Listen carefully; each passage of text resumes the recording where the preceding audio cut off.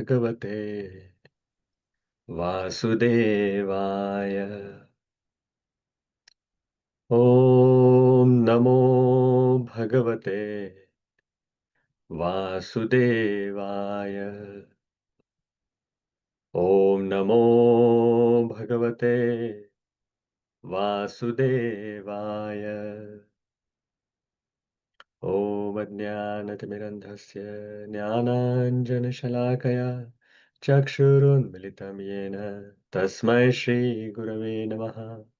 Shri Chaitanya Manobhishtam Sthapitam Yena Bhutale Swayam Rupa Kadamayham Dadati Swapadantikam Vandeham Shri Guru Shri Yuta Padakamalam Shri Gurun Vaishnavamscha Shri Rupam Sagrajatam Sahagana Raghunathan Vitamtam Sajivam Sadvaitam Savadhutam Parijana Sahitam Krishna Chaitanya Devam Shri Radha Krishna Padan Sahagana Lalita Shri Vishakhan Vitamsha He Krishna Karuna Sindho Deenabandho Jagatpate Gopesha Gopika Kanta Radha Kanta Namostute Tapta Kanchana Gaurangi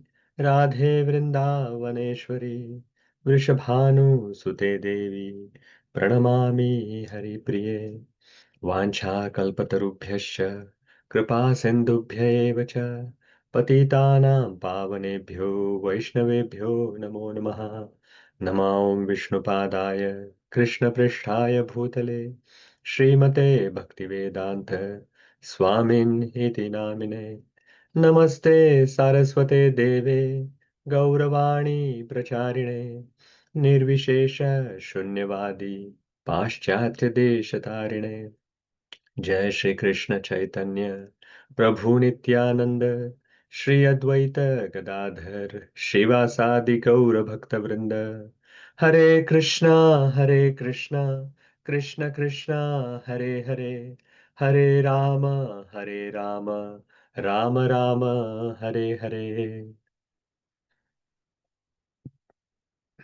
Hare Krishna. So welcome back to the Wisdom of Srimad Bhagavatam. So we are now on the 9th chapter of first Canto. So we are starting that today, and it is named as the passing away of Bhīṣmadeva in the presence of Lord Krishna. And those who are doing Bhakti Vaibhav, this is the end of the first module or first section of their exam. Like at the end of this chapter, they have to write an exam. So all the best. Maybe in 1 or 2 sessions, we are going to complete this chapter, and then after some time, they can appear for the exam. So this particular chapter, we will actually just quickly look at what is the what we covered in the 8th chapter before we going on to the 9th.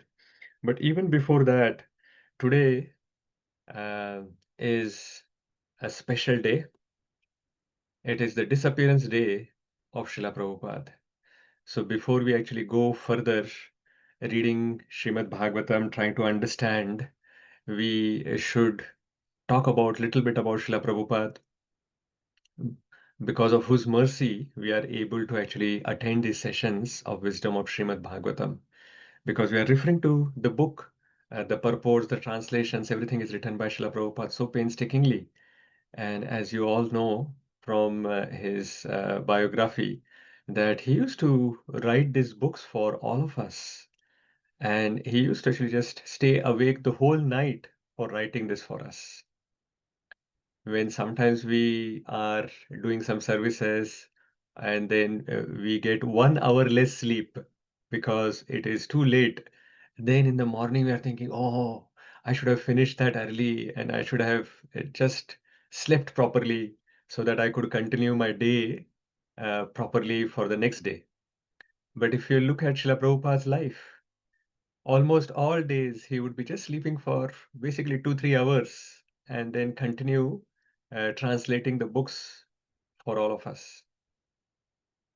I'm very grateful to Srila Prabhupada, who mercifully traveled to the Western world and introduced the Krishna consciousness all over the world. I am an example who did not take up Krishna consciousness when I was in India. I was introduced to Krishna consciousness when I was in UK. And that wouldn't have been possible if Srila Prabhupada did not travel. And at his advanced age, he still traveled. Despite all of his difficulty, he still traveled. And because of that, because of his mercy, I was able to take up Krishna consciousness. Srila Prabhupada had a very powerful presence. So his Vapu was very powerful. Wherever he went, just by his association, people got inspired. And even the hippies who were having or breaking all four relative principles every day, they turned into advanced Vaishnavas. So that was the power of his presence. But what to speak of his power of his body or the Vapu? Look at the power of his Vani, the words that he spoke. His Vani is supremely powerful. He has left this planet in 1977. So 48 years ago, he has already left. But his words, through his books, through his lectures, through his letters that he has written, and all the conversations that we have, those words are still transforming the hearts, even now in 2025. How is this possible? Now, just to give an example to understand this, imagine in a room where you are currently sitting, there is a heater. And when the heater is turned on, you get the warmth from that heater. Now, imagine a heater which was turned off, so to speak, 48 years ago from the room. And in the room you're sitting, you're still feeling the warmth of that heater. How is this possible? It is said, Krishna Shakti Vinanahi Tara Pravartan. Srila Prabhupada had so much of that Krishna Shakti that he's helping us even after he has left from this planet 48 years ago. He has left his Vani, his very powerful words, which we can still take inspiration from. They can still change our heart. Only thing is, we have to read them in the right attitude. As Srila Prabhupada said in Nectar of Instruction in the preface, he has said that the um, progress in Krishna consciousness depends on the attitude of the follower. So we have to read these books with the right attitude and then absorb and accept the mercy that he has kept for all of us. So offering him my dandavat and praying for his mercy, we will start today's session based on Srila Prabhupada's Srimad Bhagavatam. Srila Prabhupada ki jai. So in 8th chapter of Srimad Bhagavatam, Srimad Bhagavatam is such a wonderful book. And I personally wouldn't have read Srimad Bhagavatam if I did not come in Krishna consciousness. So the reading of Srimad Bhagavatam, reading of Chaitanya Charitamrita is all mercy of Srila Prabhupada. I admit that I have read Bhagavad Gita of other authors before coming into Krishna consciousness. So at least Bhagavad Gita was quite well known. And even Srimad Bhagavatam is well known, but it always felt like, oh, it is too big a book. I will never read it. But only by the mercy of Srila Prabhupada, I got attracted to Srimad Bhagavatam and Chaitanya Charitamrita.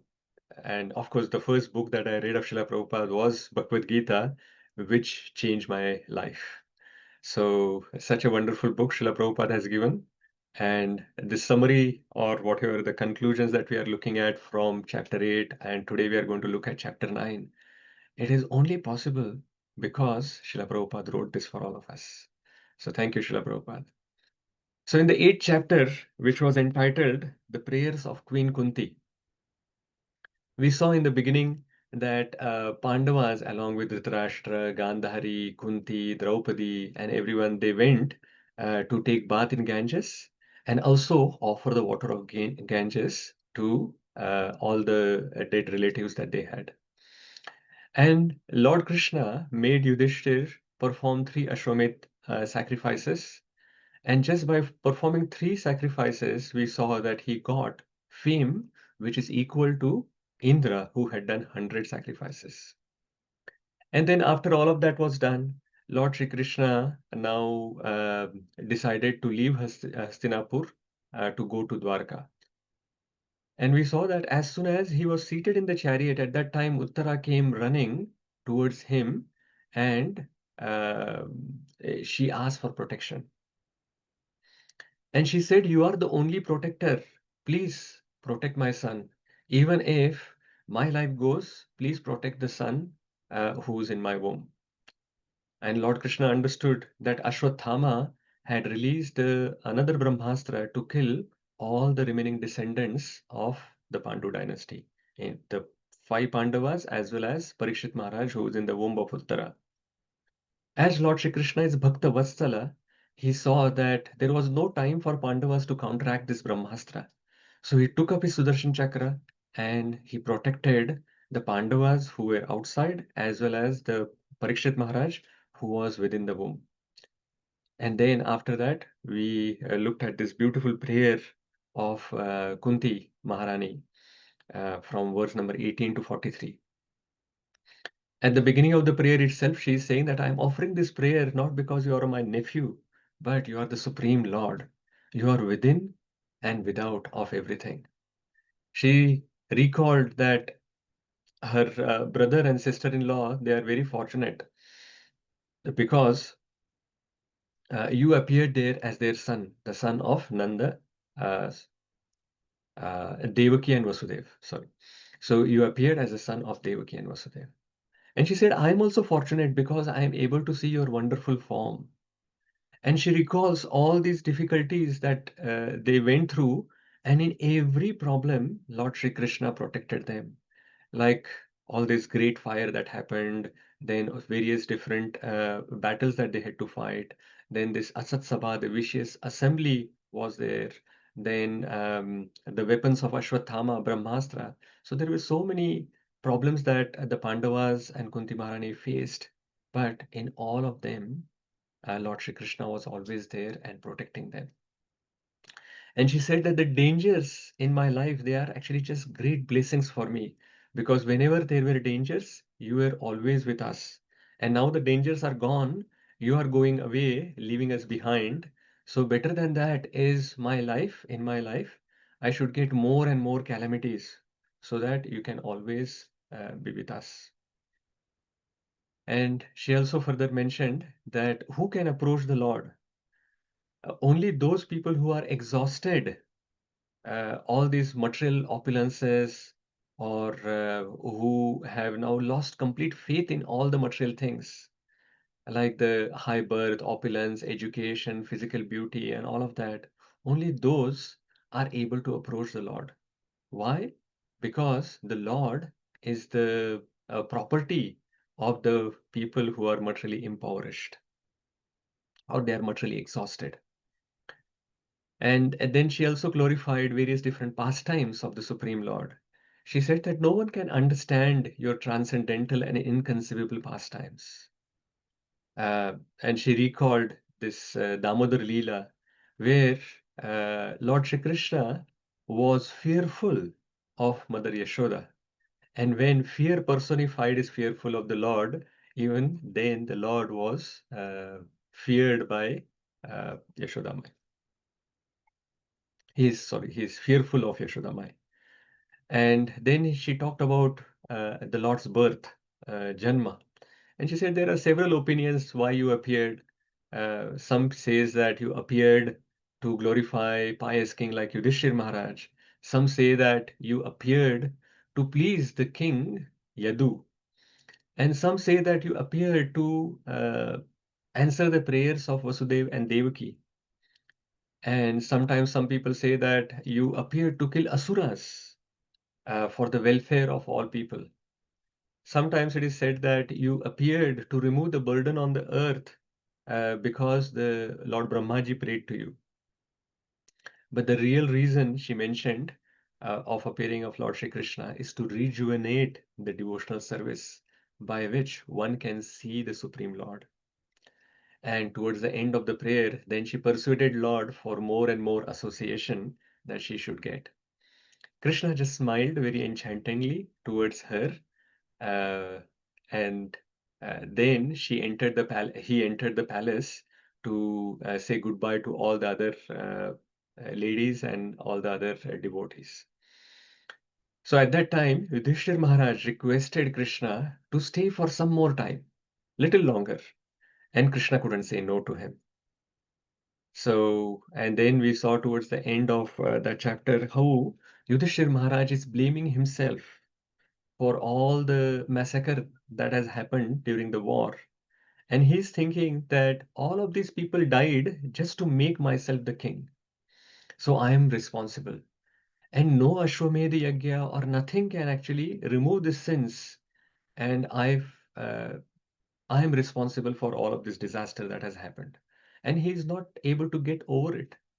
Even though Lord Shri Krishna himself, Vyasadeva also tried to explain to him that he is not the cause of all of this, and he should not be thinking that all of this is like all the actions that he has done are sinful, and he is going to suffer because of that. So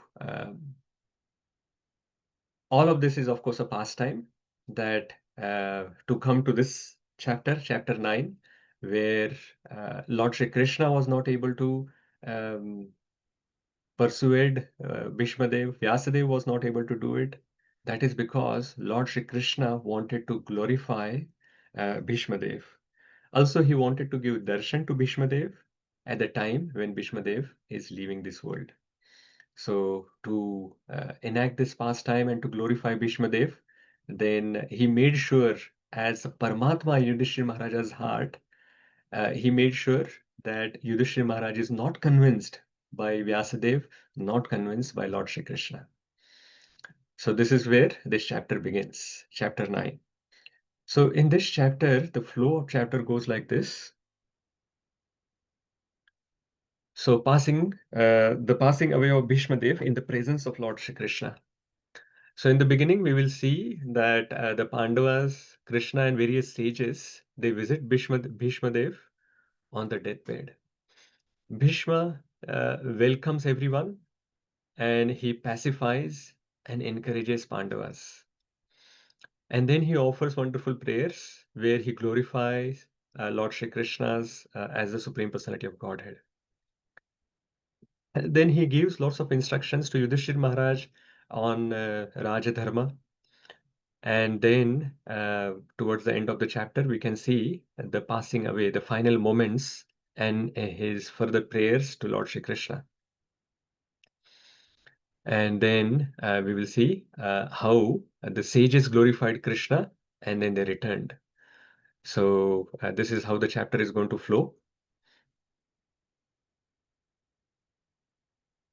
So let us move ahead.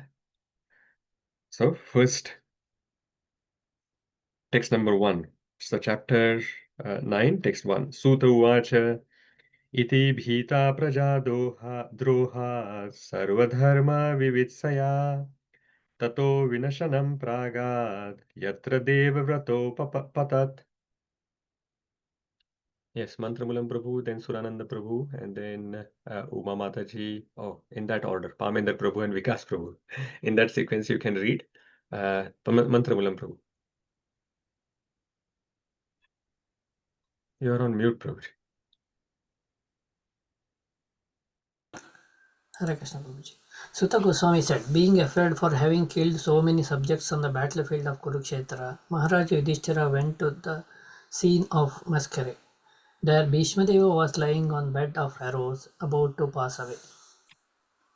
Thank you, Prabhuji. So Lord Shri Krishna, thank you, Prabhuji. So Lord Shri Krishna is taking now Pandavas to this battlefield of Kurukṣetra. So many of you would be knowing that Bhīṣmadeva actually received the boon of Ichha Mrityu. Ichha Mrityu means he can choose the time of his death. So he is actually sleeping on the, as you can see on this screen, Like he's sleeping on the bed of arrows, Bhīṣmadeva. So anyone who would have actually been shot with an arrow, and if that arrow is not removed, all the blood will drain from this person and person will die. But Bhīṣmadeva has hundreds of arrows in his body. And this has happened many days ago.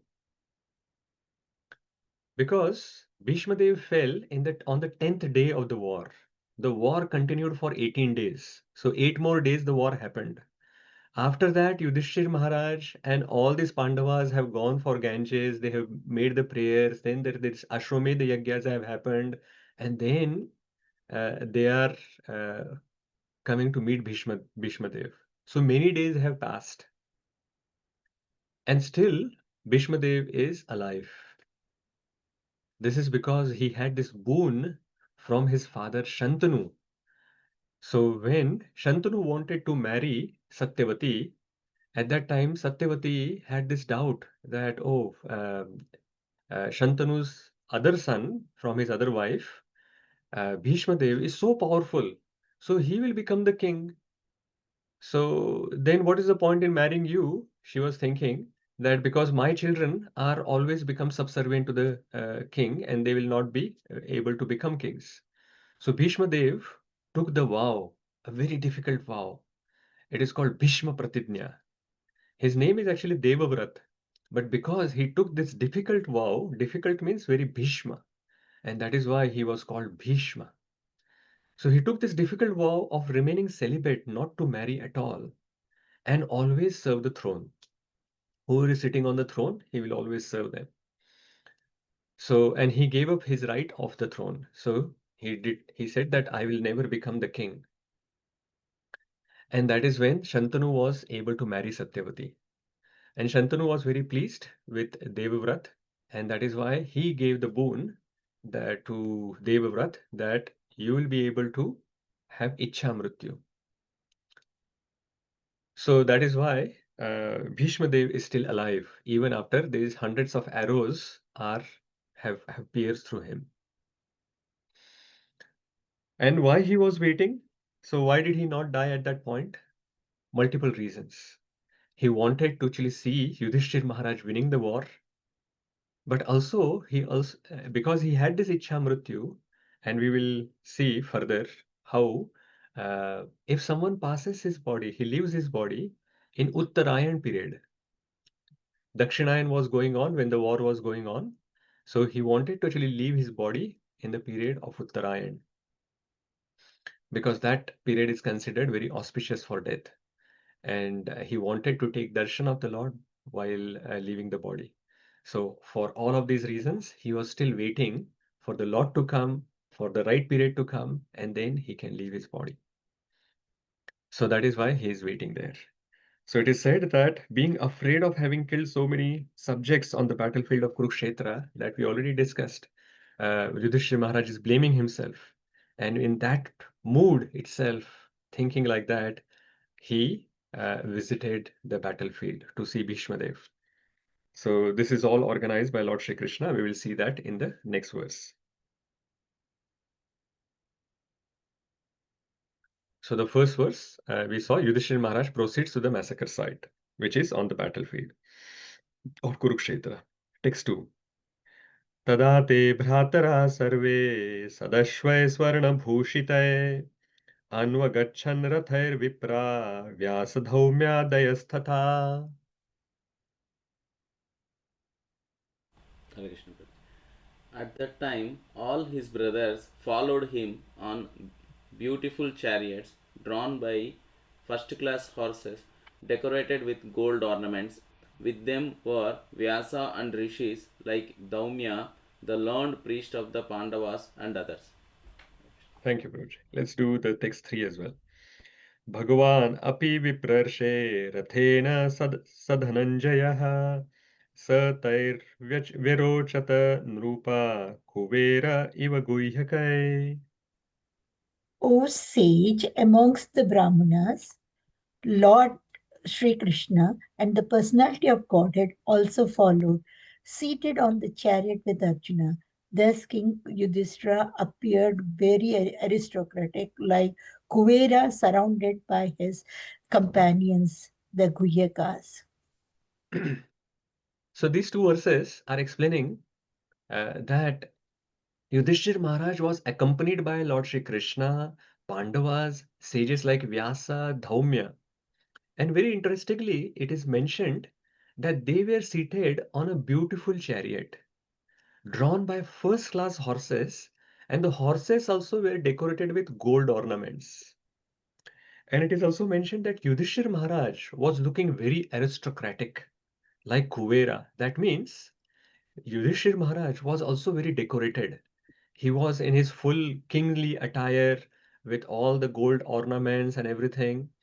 And all the Pandavas and others were also appearing like Guhyakas, like Kuvera's associates.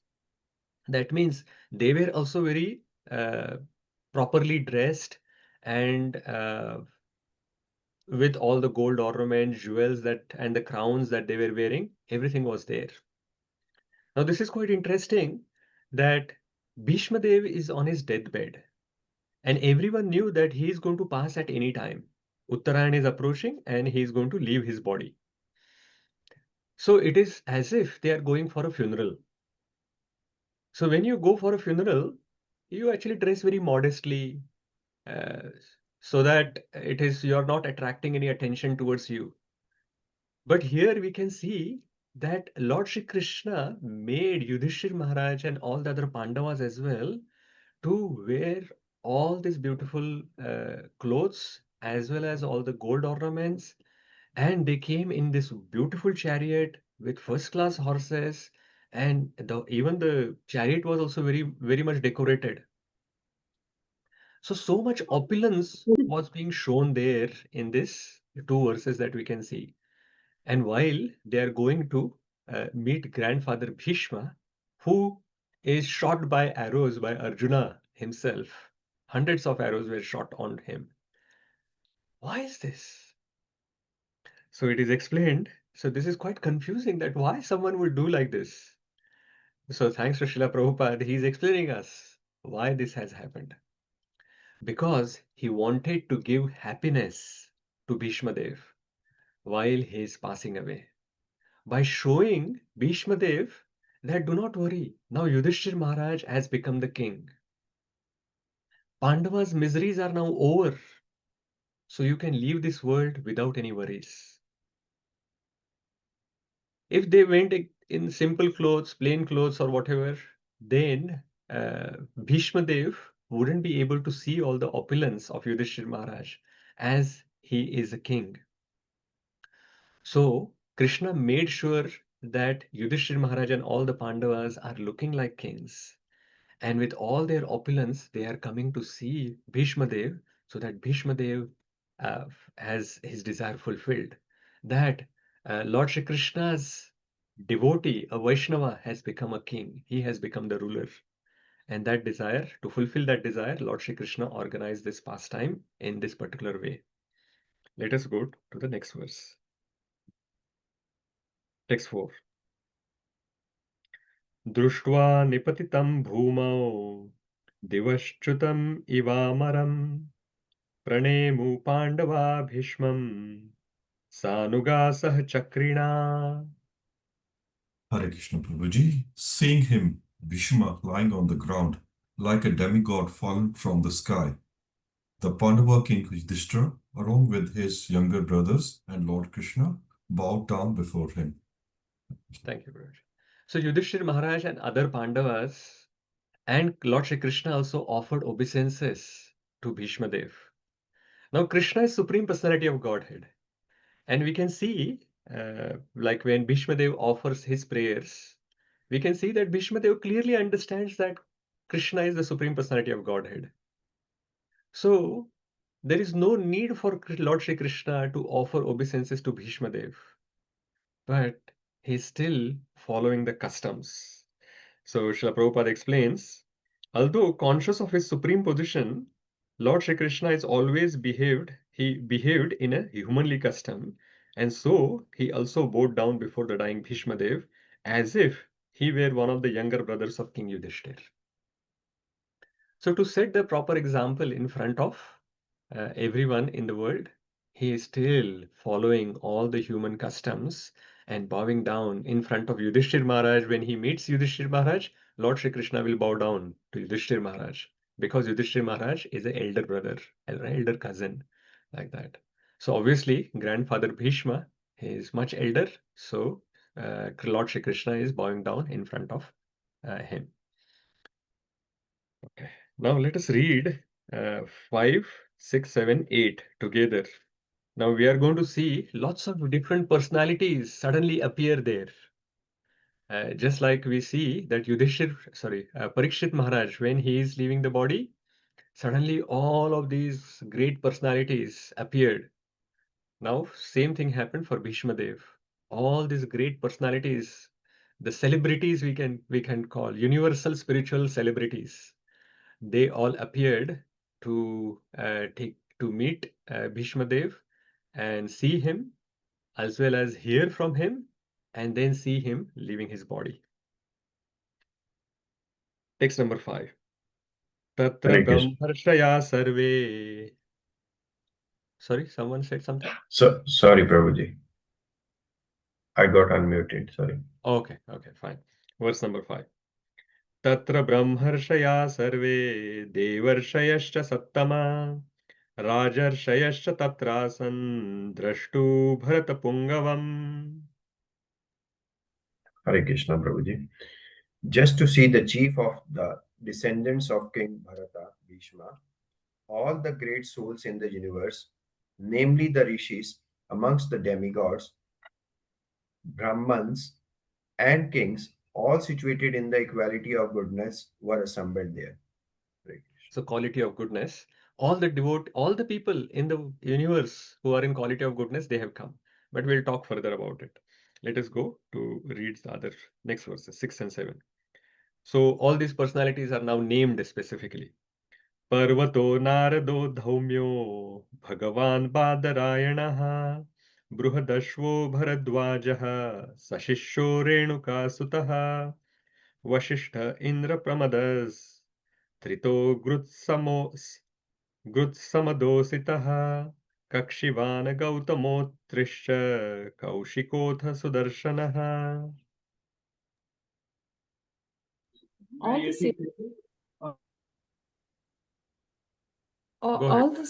all the sages like Parvata Muni, Narad, Dhaumya, Vyasa, the incarnation of God, Brihadshrawa, Brahadvaja, and Parashuram and disciples, Vishishta, Indra Pramada, Trita, Grita Samada, Asita, Kakshivana, Gautama, Atri, Kaushika, and Sudarshana were present.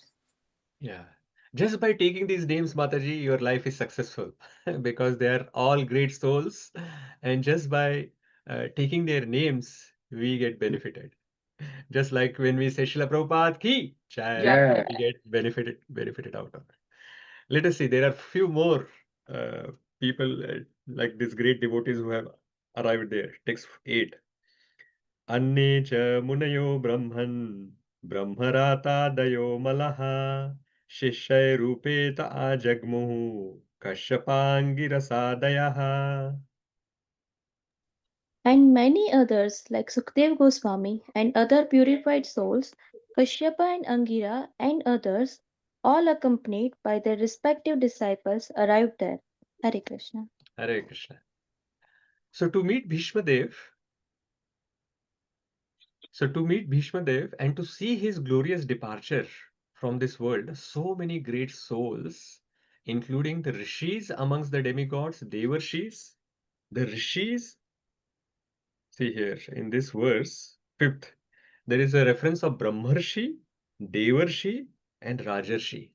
So the rishis among the Brahmanas, they have arrived. The rishis among the demigods, Devarshis are arrived. And the rishis among the kings, Rajarshis are arrived. All of them have arrived. And there is one, like even if they are Brahmarshis, Devarshis or Rajarshis, there is one common quality between all of them.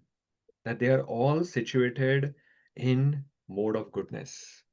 And here the quality of goodness is actually the pure goodness. Shuddha Sattva is mentioned here. And this long list of sages is given. The Parvat Muni, Narada Muni, Dhaumya, Vyasa, Bharadashva, Bharadwaj, Parshuram, Vasishtha, Indra Pramada, Trita, then Ghritasmada, then Asita, Kakshivan, Gautama, Atri, Kaushika, and Sudarshan Chakra is also mentioned. Then in the next verse we saw Shukadeva Goswami was also there. Shukadeva Goswami and other purified souls as Kashyapa Muni.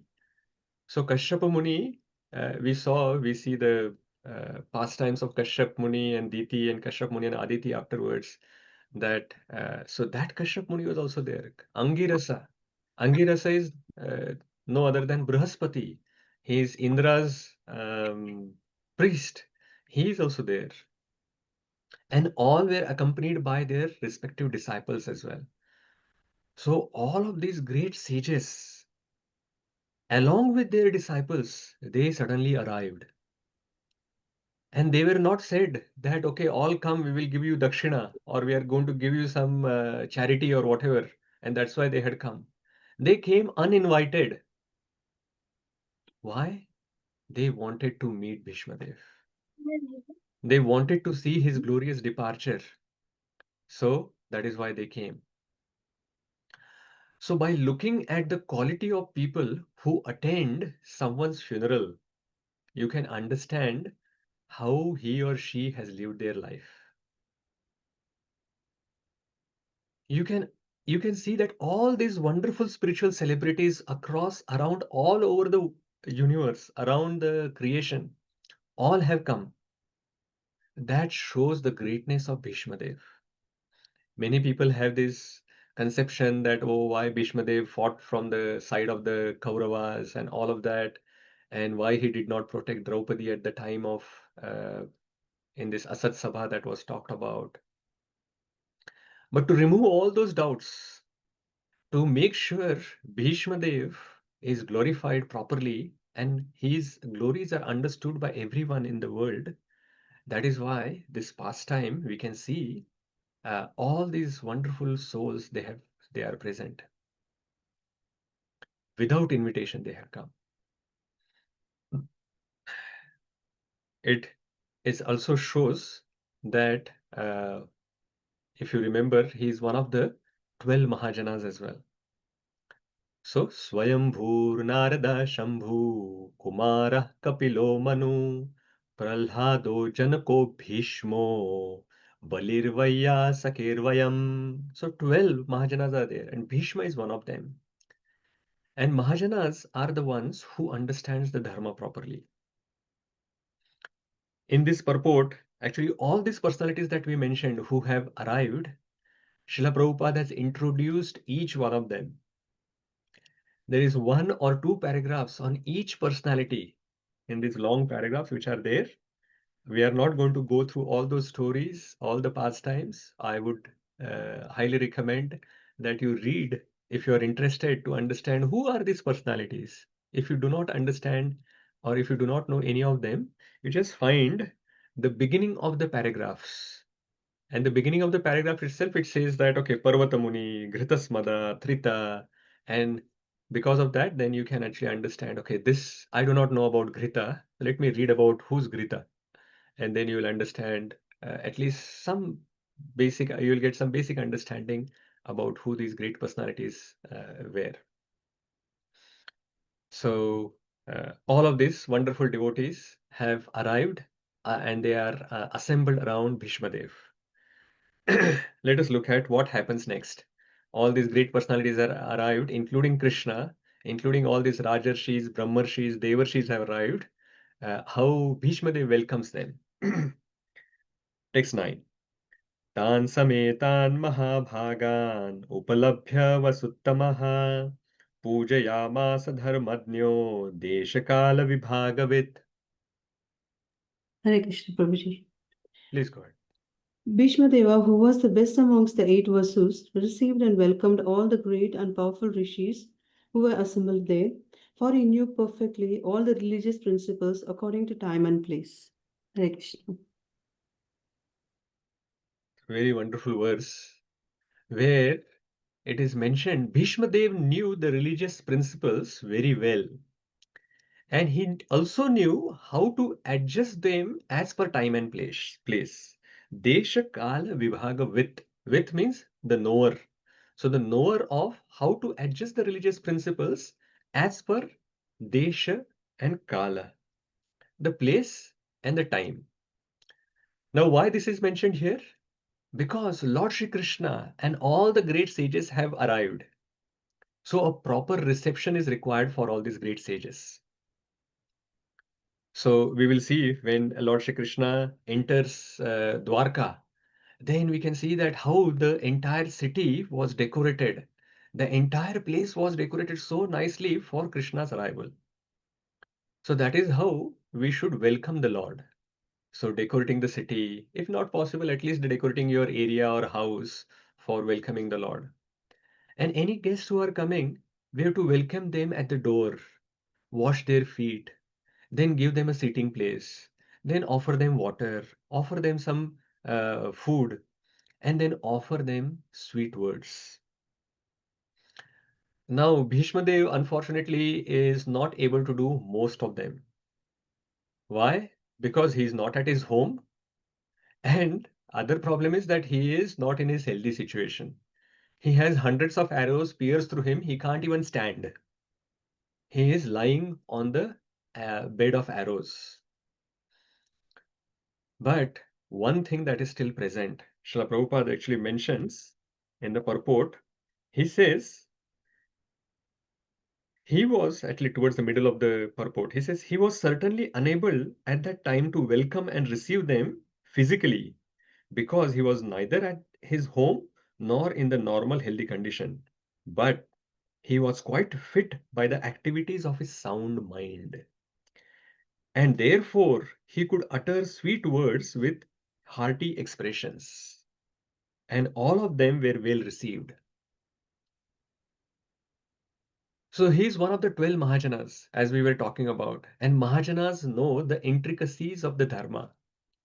It is mentioned in Mahabharata, Yudhiṣṭhira Maharaj actually mentioned that Tarko Apratishta Shrutayo Vibhinna Nasa Vrishir Yasya Matam Na Bhinnam Dharmasya Tattvam Nihitam Guhayam Mahajano Yena Gata Sapantha.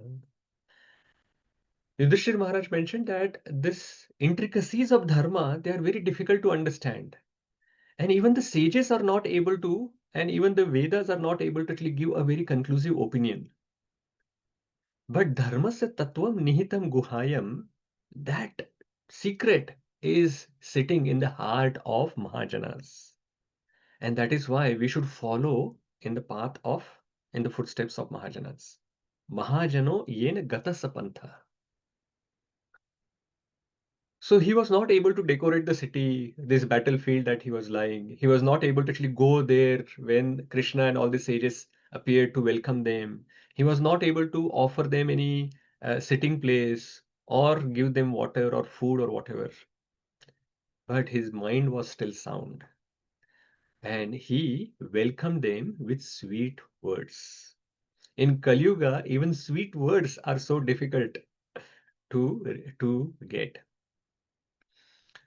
So there is this famous or infamous sign that everyone has on their door nowadays, that earlier it used to be welcome or Atithi Devo Bhava, but in Kali Yuga we have beware of dogs. Or worst situation, if you are in America, then the trespassers will be shot. And if you want to go further, then trespassers will be shot, survivors will be shot again.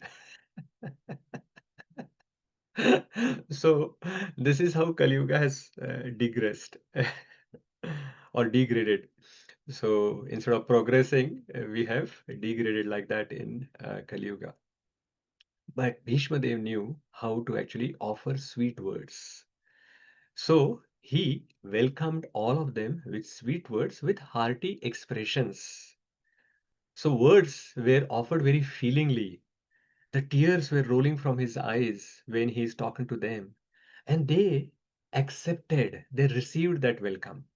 They understood the feelings of Bhīṣmadev, they accepted his sweet words, and they felt welcomed in association of Bhīṣmadev.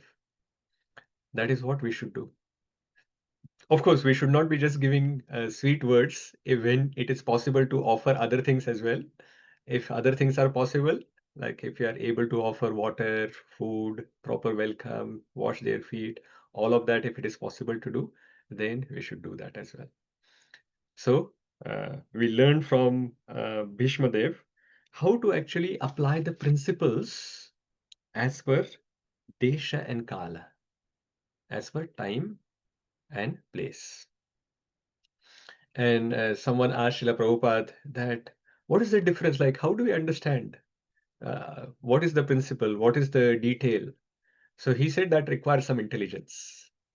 And if we do not have the intelligence, then follow the Mahajanas. And through their intelligence, we will know what is the main principle and what is the details that we can actually change. But the main principle cannot be changed. The main principle is that the guest needs to be welcomed properly. They should feel welcomed. And the details are, how do you make that happen? So how do you make that happen? Bhishma changed that based on his circumstances and the time. And still everyone felt very welcome. That is the essence. Let's go to the next one. Text 10. Krishnam cha tatprabhavadnya asinam jagadishwaram hridistam pujayamasa mayoya pata vigraham. May I request all of you to remain muted when you are not reading or asking questions, and that way it is not disturbing others. Okay, who's next to read? Yeah, it is Sadashiv Prabhu. Go ahead. Hare Krishna. Lord Sri Krishna is situated in everyone's heart, yet he manifests his transcendental form by his internal potency.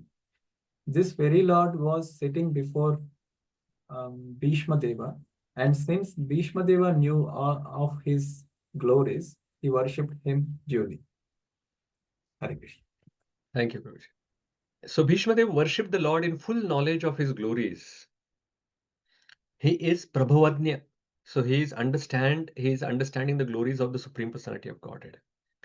So it is mentioned that Bhishmadev knew very well that Krishna is the Supreme Personality of Godhead. And he also knows that the same Lord is sitting in my heart as Paramatma and also sitting in front of me as Lord Shri Krishna. So knowing all of this, he welcomed and worshipped him duly. Again, he can't offer him arti or he can't do anything like that. So he offered these sweet words and prayers to him, which we'll be seeing soon. So that is how he welcomed. Now before we go to text 11, so very good point that we can actually see here, how to receive the guests. So we should receive them by offering some service by body, mind, and words. And welcome and receive them physically. Give them sitting place, give water, prasadam, offer sweet words. So this is how, and these sweet words should be coming through hearty feelings.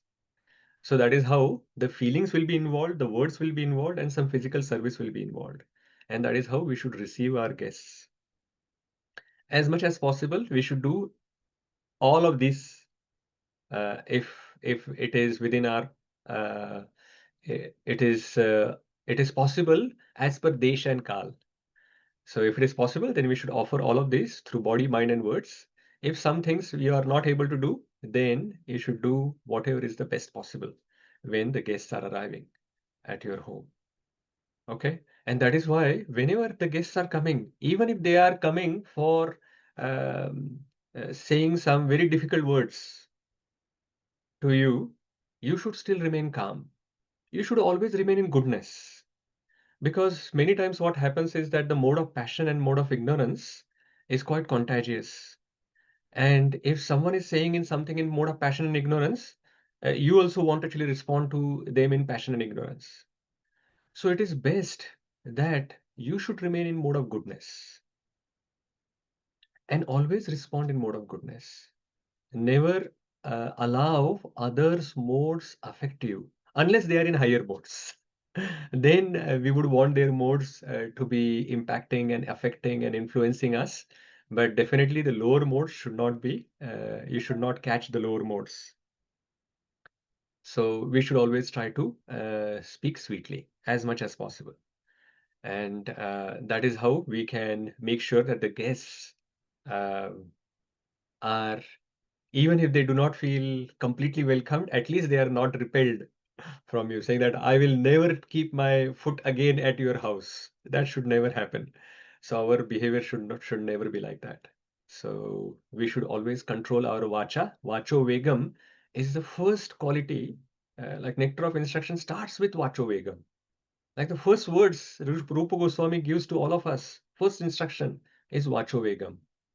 All these other things are coming afterwards. These 6 things which are favorable, 6 things which are unfavorable, they are coming afterwards. The first thing he says that, Are, do vacho vegam. If we are not able to do vacho vegam, then our life will never be successful materially as well as spiritually. So we should always remember we have to do vacho vegam and speak sweetly. Sometimes you have the responsibility to give some corrections to someone else, but that also should be given when the other person is in the right state of mind to accept it, as well as there is no envy or no malice in your heart. Only then we should offer that to them. Otherwise, keep quiet. So that is what we should always do. But I just digress a little bit. But the reception of guest should be done with sweet words. Okay, fine. Just like Bhīṣmadeva was able to offer, and even though he was not able to do anything else, just with the sweet words, he felt everyone welcomed. Now, what happened after that? Let us see from text 11. All these hands which are up, are there for any questions or comments before we move ahead? Prabhuji, can I ask a question? Yes, Mataji, please go ahead. Prabhuji, like now we are reading like Bhīṣmadeva knows like Krishna is the Supreme Personality of Godhead. He knows he is the Supreme Personality of Godhead. I know we have this question all the time, why he's in Kaurava's side rather than Pandava's side. So in spite of knowing that, I know he is bound by his pratigna, but still when you know the Lord is on the good side and you are on the bad side, moment you will think, and he is one of the Mahajans as well. So how we then, of course, for various reasons, he's considered as Mahajan. But when he's standing on the bad side, the immediate question is, oh, you are a Mahajan, but you are standing on Kaurava's side rather than Pandava's side. This question everyone gets. Yeah, and it is answered. That is why, because it gets, everyone gets that question. Srila Prabhupada has answered in the purports which are coming. We are going to read that purport soon. So please park your question. And being a devotee is a hard job. And we will see why. When we are reading that, it is towards the end of this session, we are going to read that purport. So it is hard. Sometimes Krishna makes you an example in front of others, and you're thinking, Are, not only people are not understanding what good I am doing, but they are even misunderstanding me. How is it possible? Yes, How? Prabhuji. Like we say Bharata also was misunderstood and things like that. But we say like God Krishna only is making them, but still it becomes quite a bit hard to understand. Like, okay, Krishna is That's why being a enacting it. devotee, Yeah. being a devotee is not a simple job, easy job. And we will see why that is the Thank you. case. Hare Krishna. Okay, let us Hare move on. Krishna, Prabhuji. May I ask a quick question, Hare Krishna? Okay, go ahead.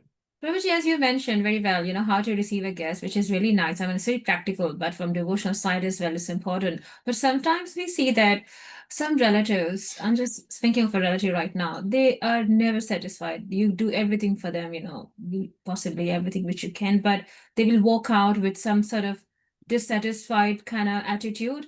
oh, this didn't happen according to my wish, and that used to make me feel like, oh my God, what I could have done differently. So how do we deal with those type of guests, Prabhuji?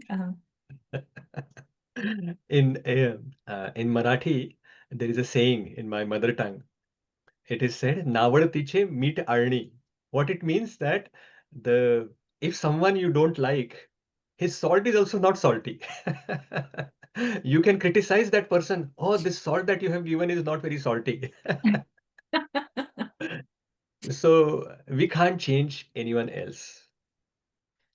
But this instruction of receiving the guest is for us. Even if they don't like us, don't reciprocate with them as they are behaving with you in that situation. Don't make enemy of your, don't become an enemy of your enemy. So you don't create hatred and envy and whatever negative emotions in your heart just because the other person has those negative emotions in their heart for you. So this is what we can actually do. Irrespective of what others are doing, we should try to remain in goodness. We can still receive them as nicely as you can. If they are coming to your home, they are your guest. And it is said, our scripture says, Atithi Devo Bhava. That Atithi is coming like a Deva, a Devata, demigod has come to your house. So you treat them like that. Sometimes those Devatas will come and curse you. You accept it. Okay, Prabhuji, that explains. Thank you so much. Yeah. There is some example, pastime of some story, but probably it is not appropriate for this forum. You can, when I meet you personally, I can tell you. Sure, Prabhuji. Thank you so much. Okay, how we can actually behave in some difficult situations. Okay, let us move on. There are quite a lot of interesting purports which are coming up, and we want to actually read most of the purports which are coming from now, from 11. We are going to only go till around verse number 17 today. And all these purports are so amazing. So I thought that, okay, most of these purports we should read, but let us choose at least 3 or 4 of them and read them when we are going ahead. So this section now, from 11 to 17 verses, where Bhīṣmadeva is pacifying and encouraging the Pandavas. So these 7 verses are doing like that. So verse number 11. Panduputran upasinan prashraya prema sangatan abhyachashtanuragashrair andibhutena chakshusha. The sons of Maharaj Pandu were sitting silently nearby, overtaken with affection for their dying grandfather. Seeing this, Bhīṣmadeva congratulated them with feeling. There were tears of ecstasy in his eyes, for he was overwhelmed by the love and affection.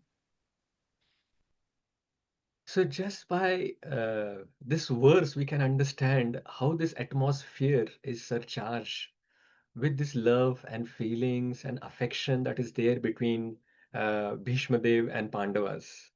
We were talking about Pandavas who have fought against, sorry, the Bhīṣmadev who has fought against Pandavas. So Pandavas should have hatred towards Bhīṣmadev because he was one of the main roadblocks in their path of victory. But here we are seeing that Pandavas do not have any hatred. It is the complete opposite. They have love and affection for Bhīṣmadev. Now, from Bhīṣmadeva's perspective, he is on this deathbed of arrows. Because of whom? Because of Pandavas. All these arrows were shot by Arjun. So he should have a lot of hatred. Oh, because of you, I am dying. And also, I am not dying properly, peacefully, but I am dying on a battlefield with hundreds of arrows through my body, which have pierced through the body. So there should be a lot of pain that he's going through. But still, he has love and affection for Pandavas. It's mind-boggling. So Pandavas were sitting there very silently.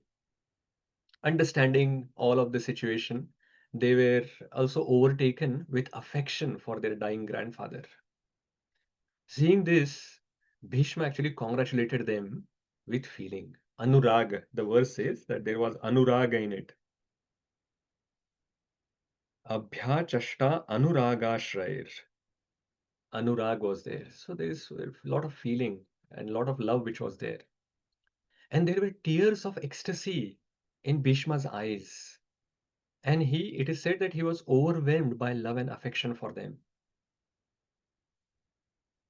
So we can't actually look at their life of Bhīṣmadeva and Pandavas just from this war of 10 days, because he fought only for 10 days there. We have to look at their entire life, how much love and affection they have exchanged with each other. Pandu died early, and the Pandavas, like these 5 sons of Kunti, actually they are 5 sons of Kunti and Madri, but we always say the Pandavas were sons of Kunti. Isn't that amazing? If you ask anyone in the world how many sons Kunti had, they will, by default, they will say 5. Okay, even if we ignore Karna, if someone remembers, then they will say 6. But otherwise, they will say 5. Whereas, actually, all 5 sons are not Kunti's. Only 3 of them are Kunti's sons. Nakul and Sahadev are the sons of Madri. But Kunti accepted them as her own sons. And she never differentiated between her own sons and Madri's sons. And not only she not differentiated, her behavior was such that no one else could also remember that these are not her sons. But in contrast, you look at Dhritarashtra. Dhritarashtra started Bhagavad Gita first verse, Mamaka Pandavaschaiva. He always said these 100 sons are mine and these 5 sons are not mine, they are Pandu's sons. And not only his words, his actions throughout his life were like that. He couldn't take them as his own sons, even though they were under his shelter and he was supposed to protect them.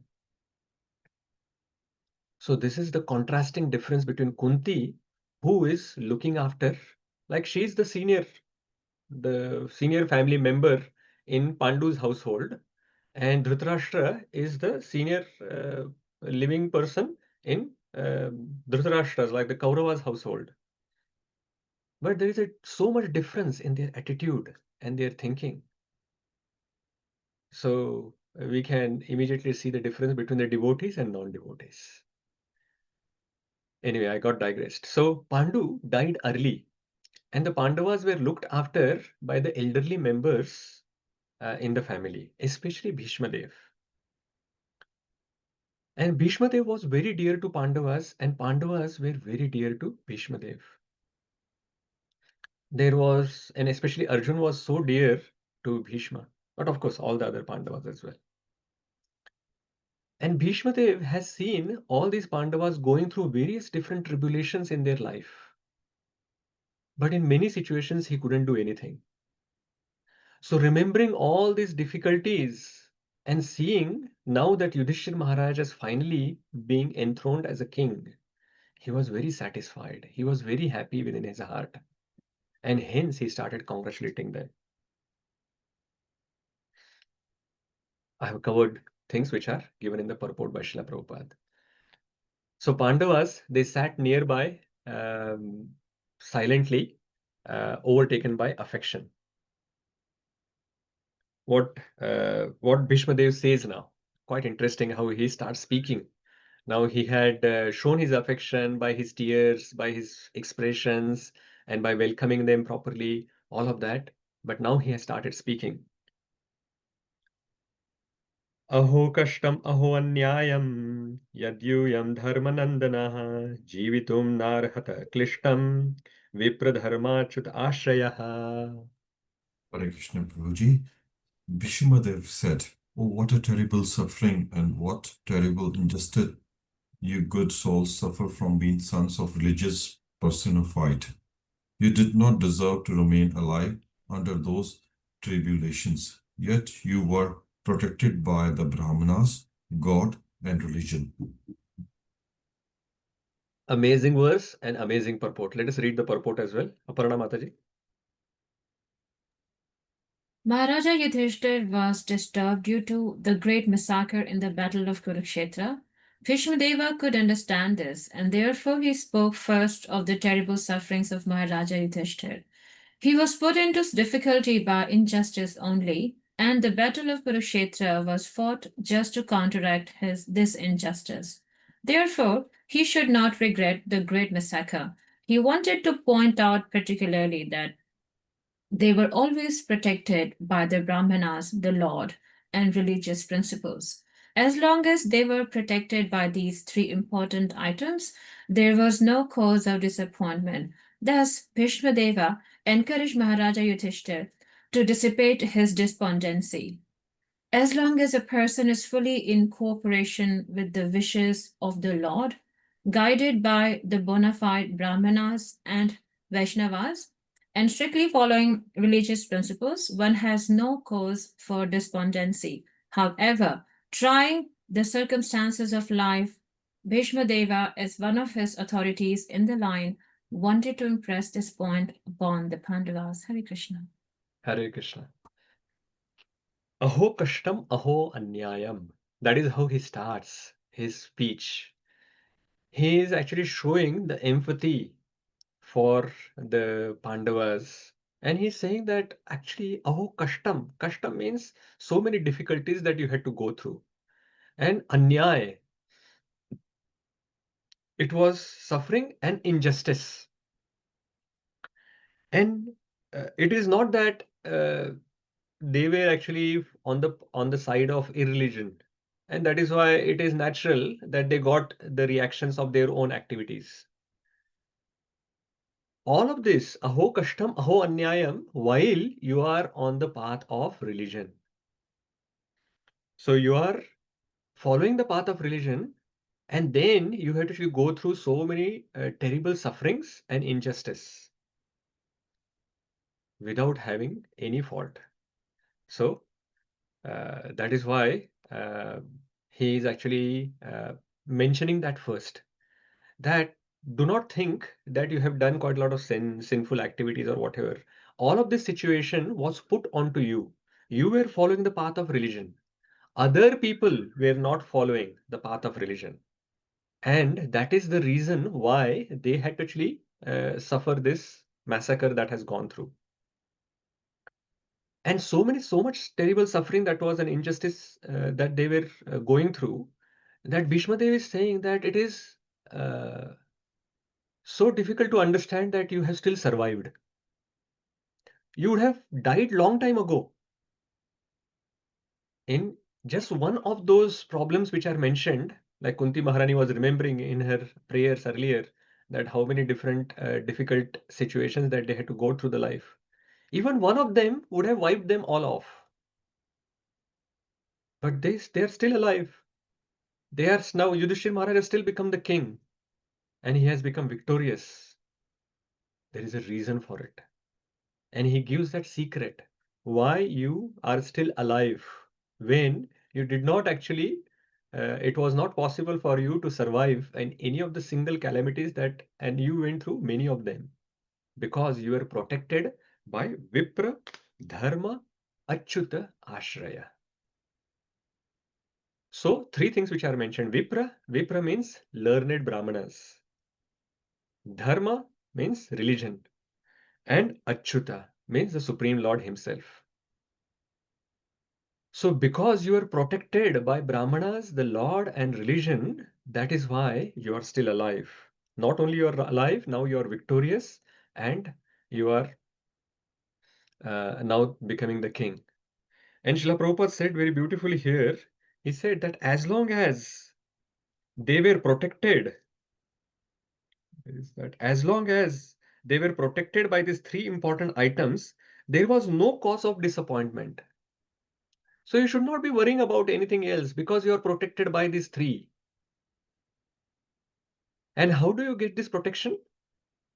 So the three things, Vipra, Dharma, Ācyuta, Ashraya, how do we get the protection of these three? Srila Prabhupada continues.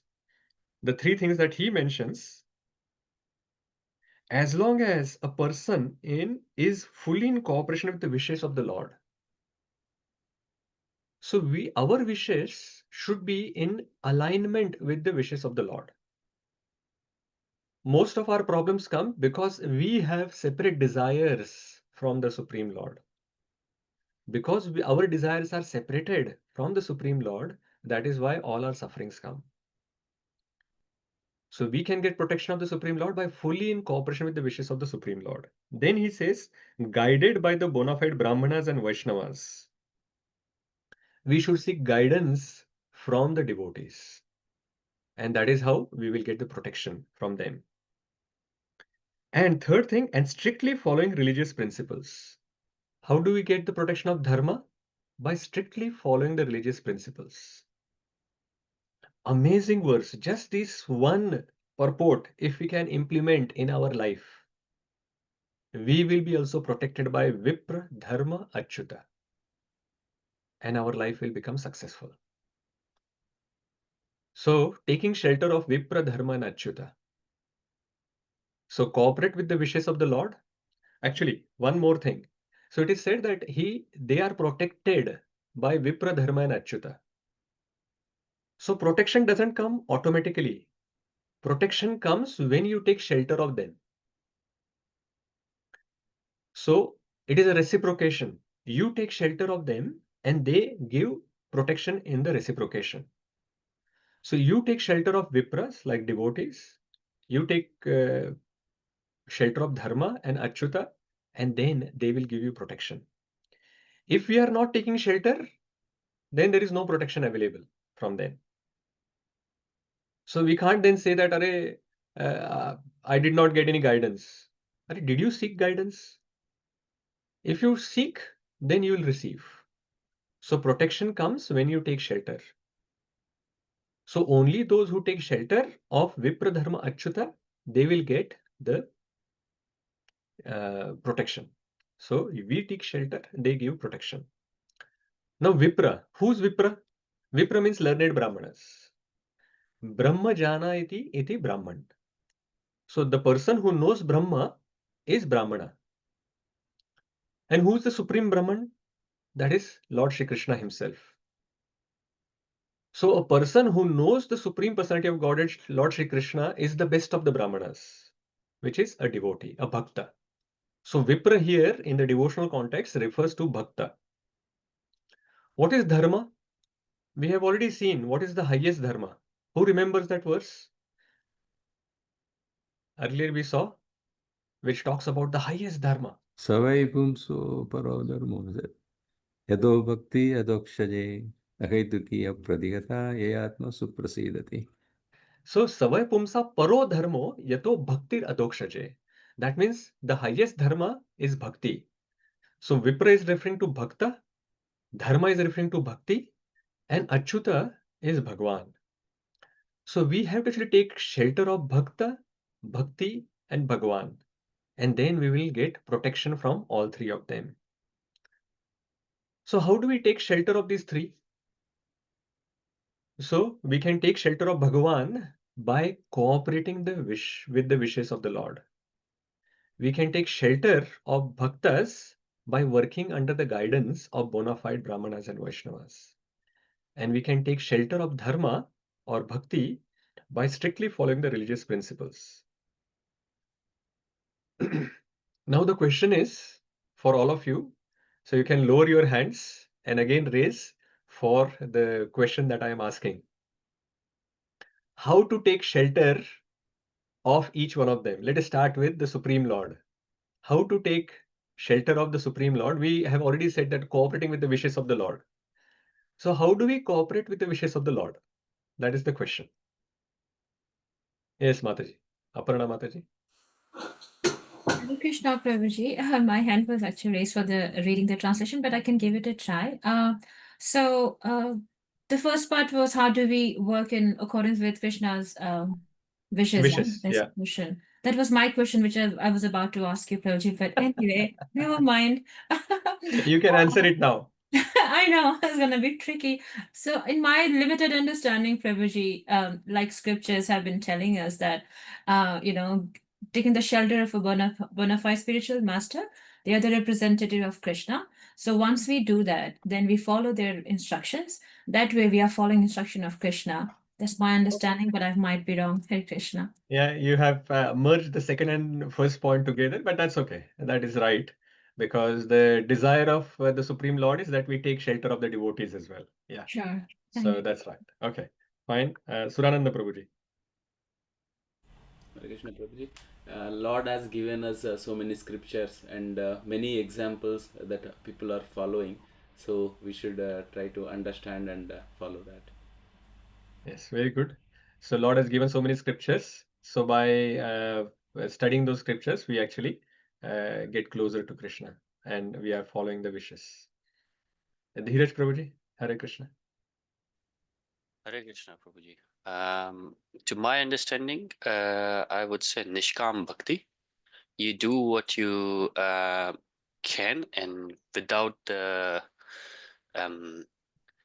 expecting for the fruits. So it's kind of like you agree what you get in return, and that's kind of like you say like, if that's your wish, Bhagavān, I'm happy with that.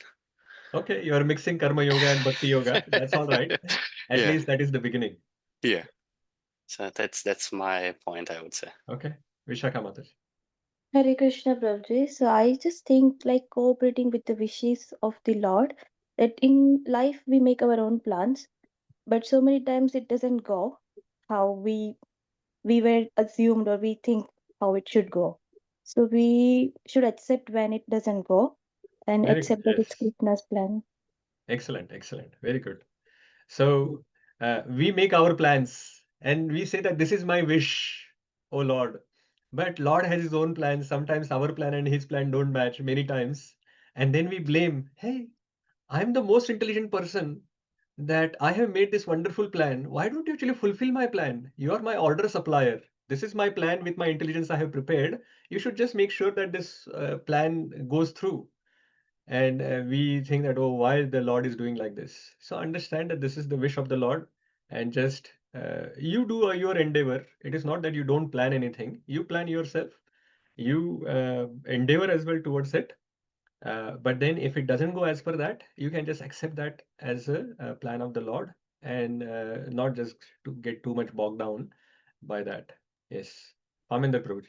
Hare Krishna, Prabhuji. In the same texture, examples are Pandavas. So they had like all the calamities in their life, and still they didn't lose the faith in the Lord. And they were like always taking shelter of him. So that I reckon is like accepting the will of the God, that rather than like questioning and trying to work out their own ways, through shortcuts. Correct, correct. So remember always that Krishna is my protector. Krishna is my maintainer. It is despite of all these problems that come in my life, he's still my maintainer. He's still my protector. So he will take care of me. Just like Pandavas had this firm faith, so we can have that firm faith. Yes. Vidushi Mataji. Oh, Uma Prabhuji, Mataji. Okay. it's the same thing, Prabhuji. Always remember Krishna, never forget Krishna, whatever is the situation we're facing. Yeah. That's And how can we do that? Always remember Krishna, never forget Krishna. always by chanting, by Yes. reading. So we And can cooperate with the wishes of the Lord by always chanting attentively. Lord Chaitanya came, Lord Shri Krishna is Lord Chaitanya. So he came and he said that, okay, he's giving us the Yuga Dharma. He's a Yuga avatar. He's giving us the Yuga Dharma of chanting of the Hare Krishna Maha Mantra. And he said, chant it attentively. Hare Krishna, Krishna Krishna, Hare Hare, Hare Rama, Rama Rama, Hare Hare. So that's the wish of the Lord. So we have to fulfill that wish. So chant attentively. Any tribulations come, understand that, oh, my plan was this, Krishna's plan is this. I'll just accept Krishna's plan and continue my life. And then other points were also mentioned. So understanding that Krishna is the protector and the maintainer. Yes, Vikas Prabhu, you had your hand up. It was the same point to always remember Krishna and chant sincerely, Prabhuji. Chant sincerely. Okay, very good. Surananda Prabhu. Sorry, Prabhu, I forgot to take it down. Okay, that's fine. Bharadwaj Rishi Prabhu. Hare Krishna, Prabhuji. Prabhuji, we have this six limbs of surrender as well. Like, Anukulyasya Sankalpa, Pratikulyasya Varjanam, Rakshasiditi Vishwaso, Goptritve Varnam Tata, Atmanikshepa Karpanya Sadvida Saranagati. So that actually, the 6 steps actually help us remain grounded to Krishna. Yes, very Surrender to good. Krishna. Nice, nice. Sannyas Prabhu, you also had the same thing. That's why your hand has gone down. Okay, very good. Fine. So we have covered like how to cooperate with the wishes of the Lord. So chanting attentively, one of the important things that is required, which is a very strong wish of Chaitanya Mahaprabhu is Prithvite Ache Yadi Nagaradi Gram Sarvatra Prachar Hoibe Mora Naam. So not only we chant attentively, we should distribute the holy name to others. That is the wish of the Lord. If we do that, we are cooperating with the wishes of the Lord. Offer everything that we have in Krishna's service. That is also aligning our wishes with Krishna. If we start enjoying or using anything for our own enjoyment, then we have separate desires from the Lord. So if we start utilizing whatever we have in service of Krishna, then we are actually aligning ourselves into the wishes of the Lord. So engage in Krishna's service, irrespective of the difficulties. Remember him, he is the protector, maintainer, and everything. So that is how we cooperate. And that is how we take shelter of the Supreme Lord. Good. Now the next question is obviously the second point, which is guidance of the Brahmanas and Vaishnavas. So how do we do that practically? Yes, Sudharma Mataji, Sudharma Hare Prabhu. Krishna, Prabhuji. I think when you take the shelter of the spiritual master, that's how you will be getting their guidance, and we get a wonderful opportunity to listen to their Vani and listen to them and follow their instructions. That will be the best way. And also our other Shiksha Gurus and whoever are available, get to listen to them and try to implement whatever they say in our lives. Yes. So taking the Diksha from the Guru is one of the most important steps for this second point, practically doing it. And it is not accepting Guru for just the sake of the title that we become the Das. Das also becomes a title. Or Devi Dasi or whatever, that also becomes a title. So not for just the sake of it, but to follow the instructions of the Guru. Whatever guidance we receive from the Guru, we have to implement that in our life. So this is required. And of course, we can, most of the times, because the Guru is traveling, he may not be accessible or whatever, but the local devotees may be able to guide us for our specific situation in the practical situation. So seeking their guidance, and then we will receive it. Yeah, good. Gaur Chandra Prabhuji or Mataji? Hare Krishna, Prabhuji. So, while taking guidance, it is also important to serve them appropriately, in an appropriate way, so that we can follow their. We can get the strength to follow their instructions. Because many times the instructions, they are really very difficult, seemingly very difficult to follow. But when we serve them and seek their blessings, then they give us strength to follow those instructions as well. Very good point, Mataji. Very, very good point. Many times the instructions which are given, they may seem very, very difficult. So someone gives the instruction that, okay, have this Mahaprasad as kheer or laddu or whatever, then we actually happily take it. But when that comes as an instruction that you do this, then we think, oh, this is too difficult. You are asking me to change. And I have been like this whole of my life. Now you are asking me to do something different. And we are thinking, oh, this is too difficult. But even if you actually think that it is too difficult, then you do some service, seek their blessings, and the spiritual master's words or instructions come with the potency to make those instructions a reality. We need to just have faith in those instructions. As long as we have faith in the instructions, we can be a good instrument. But if you do not have faith in the instructions, it will not happen. And the faith in the instructions will come if we associate and serve them nicely, and then also associate with those who have faith in the spiritual master. And that is how our bonding can become stronger. And that faith will increase, and then we can make progress.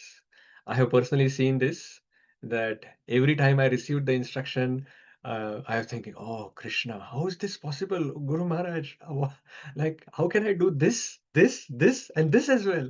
It's not possible. Please don't tell me that. And every time I have tried to say that, no, it is not possible. All of this is happening because I think that I am the doer. And me as a doer, I won't be able to achieve all of this. As soon as I come out of this mentality and think that, "Arey, I'm not the doer. He just trying to make me an instrument in some particular service that he wants to get done." So this success or failure is actually not in my hands. I should just try to become a good instrument and have faith that whatever he's asking you to do, you try to do and see. If it is successful, it is successful. If it is not successful, you are not a good instrument, because his instructions are complete. So they come with the potency. So developing that faith takes some time. And once you develop that faith and implement those instructions, then you are taking the shelter. Anything else? Aparna Mataji, you still have your hand up. Hare Krishna, Prabhuji, actually mostly covered, just an extension to what Sudharma Mataji has mentioned about, following instructions of Disha Guru, as well as we have read in our disciple course the importance of Shiksha Gurus, how important it is to work alongside with them and get constant instructions and guidance. That is sometimes more approachable and more accessible rather than accessing, your own spiritual master who are traveling all over. So that was my extension. Thank you, Prabhuji. Yeah. Thank you, Mataji. Sanyavas Prabhu, we'll take this last point and we go to the third point then. Hare Krishna, Prabhuji, Dhanavad Pranam. Dhanavad. Prabhuji, like how can this question when we ask Guru Maharajas, and then we always we get this answer saying that how I am pleased when all the devotees are pleased.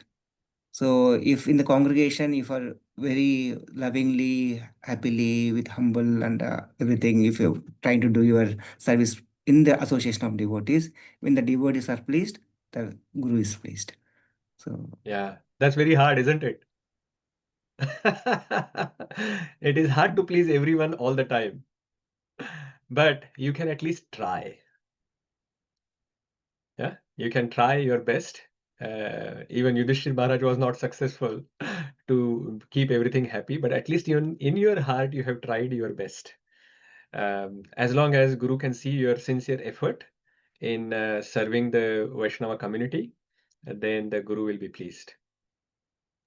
So to summarize, so guidance, we can take the shelter of the Vaishnavas by seeking guidance regularly. First of all, taking the Diksha, then also seeking guidance regularly from the spiritual master, from the Shiksha Gurus, before making any important spiritual or sometimes even material decisions, you can seek guidance. Have regular associations, serve them, and study also Shastra under the guidance of a bona fide devotee. And that is how we can actually take shelter of Vipra. So we talked about how we take shelter of Bhakta and Bhagavān. Now let us come to this last point here, which is strictly following the religious principles, which is in this case Dharma, Bhakti. So how can we do that practically, Vidushi Mataji? To follow the 4 regulative principles set out? Absolutely. So following the 4 relative principles, we should do very strictly. We should try to follow. Sanyavas Prabhu, what else we can do? Prabhuji, it also says that Anyabhilashita sunyam jnana karma dhanavrutam anukulena krishna anusilanam bhaktiruttama. So when you follow that Anyabhita, not having any other desires other than pleasing to Krishna, then automatically, and not for any other motives. So then when we do this one, automatically the religious principles are followed. Yeah. Not having other desires for while doing bhakti. Ahaituki bhakti we should do. Yes. Sudharma Mataji or Sudharma Prabhu. Follow the whichever grahastha you are in. Try to follow whatever the scriptures are guiding you, like Whichever ashramam you mean, yeah, like if you're in supporting grihastha ashram. yeah, Okay. supporting the sannyasis or Perfect. Yeah. some So temple. follow your varnashrama duty properly Yeah. and do it in such a way by keeping Krishna in the center of your life. Otherwise, it is shrama eva hi kevalam. So till that we are not purified, we have to follow the varnashram dharma and do our duty properly, keeping Krishna in the center, so that we can go closer and closer to Krishna. And we have to follow four little principles properly. But the other thing is that this is how we take shelter of bhakti, is mainly by chanting the 16 rounds of Hare Krishna Mahamantra every day without fail, attentively, as good as possible.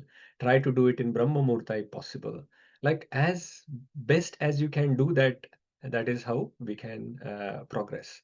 And of course, there are so many other limbs of devotional service which are mentioned, which is the deity worship, scriptures, associating with devotees, and study of Srimad Bhagavatam, and visiting the holy dhams, and many others. Like all of those principles which are given, by following those, we can take shelter of the bhakti.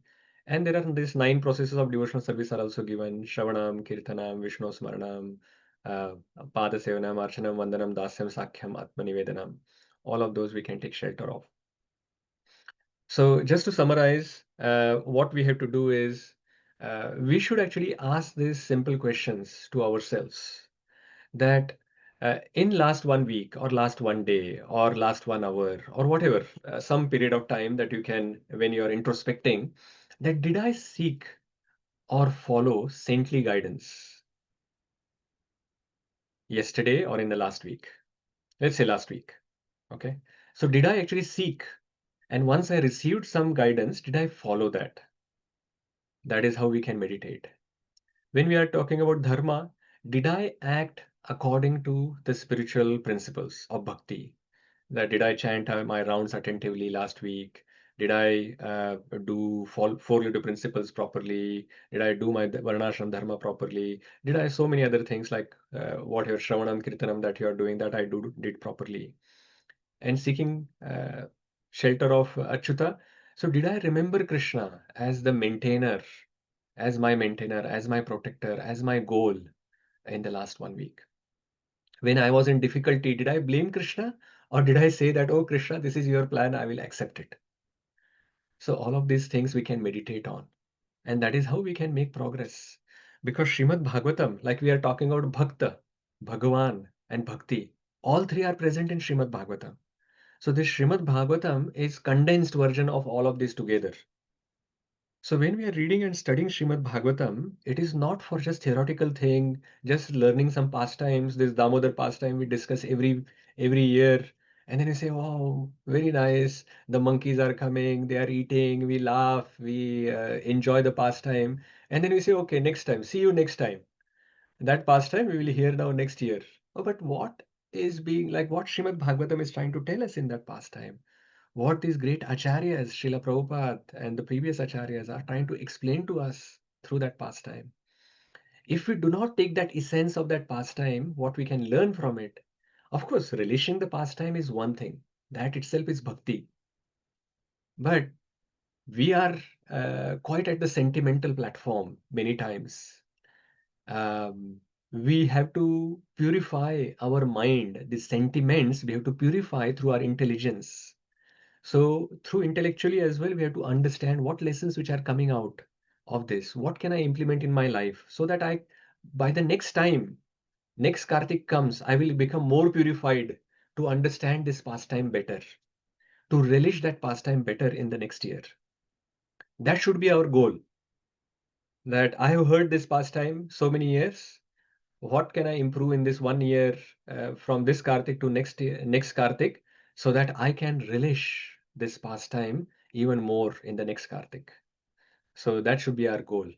We should take Vipra, Dharma, Ācyuta, Ashraya. If we take that shelter, then the protection of them will come. And then no matter what calamities that we go through, we will still be protected by them. Okay, let us move on. Okay, we'll go a little faster. Verse number 13. Samstithe tirathe Pāṇḍav pritha bal prajavaduhu yushmat bahun kleshan prapta tokavati muhu. Yes, Sudharma Prabhu, go ahead. Translation. As far as my daughter-in-law Kunti is concerned, upon the great general Pandu's death, she became a widow with many children, and therefore she suffered greatly. And when you were grown up, she suffered a great deal also because of your actions. Hare Krishna. Hare Krishna. So Pandavas went through a lot of difficulties, but Kunti Maharani suffered twice. She became widow with 5 children to look after, and it was not like a simple situation that she has to just look after 5 children. It was a very difficult political situation where the other side is trying to kill them every point in time. So somehow or the other, she had to not only herself, she had to survive. First of all, when Pandu died, she was not able to go with him. Madri went, and she was left with this difficult task to look after these children and then also make them trained, powerful, as well as devotees. So very difficult task. She had to actually go through this difficult time. So there was a suffering once. But when the children were grown up, and then she suffered because of their actions. So Srila Prabhupada doesn't specifically mention what kind of actions, but I can imagine this verse is talking about the gambling match, where Yudhiṣṭhira Maharaj gambled out everything, including Draupadi. How can he do that? I was just reading this Draupadi's pastime again today, and I couldn't tolerate it. How can think from the Draupadi's perspective that how much humiliation she had to actually go through. This is unimaginable, unbearable. And Kunti Maharani, she is the elder for Draupadi, and she is not able to protect Draupadi. So much difficulty she had to go through. So suffering she had to go through twice. So that is what is mentioned. Let us go to the next verse. Now, Bhīṣmadeva is giving some reasoning why all of this happened. सर्वं कालकृतं मन्ये भवतां च यदप्रियं सपालो यद्वशे लोको वायोरीव घनावलिः. In my opinion, this is all due to inevitable time, under whose control everyone is in every planet is carried, just as the clouds are carried by the wind. Yeah, so he has started now talking about what could be the reasons of going through all these difficulties. So he put forward, he will come to the real reason, but he is now starting from time. He's saying that this inevitable time is very powerful, and under its influence, every planet is carried. What to speak of all these jivas, living entities? Even the big planets, very powerful, they are also carried. And they are carried just like the clouds are carried by wind. Wind doesn't take so much effort to actually move the clouds. So similarly, time is so powerful that even the wind, the cloud, the planets, and all the living entities are under its control. And it is very easily, no matter how powerful you are just easily swept by that. Let us read a part of this purport. From the middle of the purport, it says, everyone has to bear the actions. Bhageshwari Mataji, if you can find that section, that part, everyone has to bear the actions. Middle of the purport. From there, we can start reading. Everyone has to bear the actions and reactions of time as long as one is within the conditions of the material world. Yudhiṣṭhira should not think that he had committed sins in his previous birth and is suffering the consequence. Even the most pious has to suffer the condition of material nature. But a pious man is faithful to the Lord, for he is guided by the bona fide Brahmana and Vaishnava, following the religious principles. These three guiding principles should be the aim of life. One should not be disturbed by the tricks of eternal time. Even the great controller of the universe, Brahmaji, is also under the controller of that time. Therefore, one should not grudge being thus controlled by time, despite being a true follower of religious principles. Yeah, wonderful purport. Srila Prabhupada is giving the essence. He's saying everyone has to go through these difficulties. But there's a difference between the good people and bad people. Good people still remain under the shelter of Vipra, Dharma, and Ācyuta. If you are a pious person, no matter what kind of difficulties that you are going through in your life, you will still remain under these three guiding principles: Vipra, Dharma, and Ācyuta, Bhakta, Bhakti, and Bhagavān. You don't go away from it. And towards the end, he says that do not get disturbed by the trick of the time. The time is tricking us. He is always testing by giving some tribulations to see whether you are still fixed up. Are you still fixed up? Are you still fixed up? He's checking. We sometimes say Maya is doing this. They like here it is mentioned, blamed. Time is blamed here. Time you are doing this. And the important thing is last line where Srila Prabhupada is saying one should not grudge being thus controlled by time. So we should not be holding this grudge in the heart. Controlled by time, despite being a true follower of religious principle. We should not be having this thinking that I'm doing bhakti for so long, and why I'm still having this, I have to go through this difficulty. What is the use of doing this bhakti? As soon as we start thinking like this will become a sakam bhakti. Why? Because you're doing bhakti and expecting something in return from the Lord. Oh Lord, I'm doing this bhakti. Please make sure that all my difficulties in my life go away. That's a sakam bhakti. Of course, we can ask for that shelter from the Lord. And if we are in difficulty, we can always ask. If we don't ask the Lord, who will we ask? But it should not be the thinking that, oh, the Lord, I'm doing bhakti. In an exchange of that, please make sure that all my problems go away. And if the problems don't go away, then we should not hold a grudge in the heart. Arey, what kind of Krishna, what kind of God you are? I have been worshipping you for 15 years, 20 years, and you could not even save me from this problem? Forget it. I will go and take shelter of someone else. So we have to just remain steady.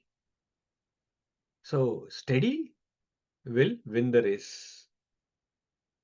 So despite all these problems which are coming, always take the shelter of Bhakta, Bhakti, and Bhagwan. Remain steady. Don't hold grudges.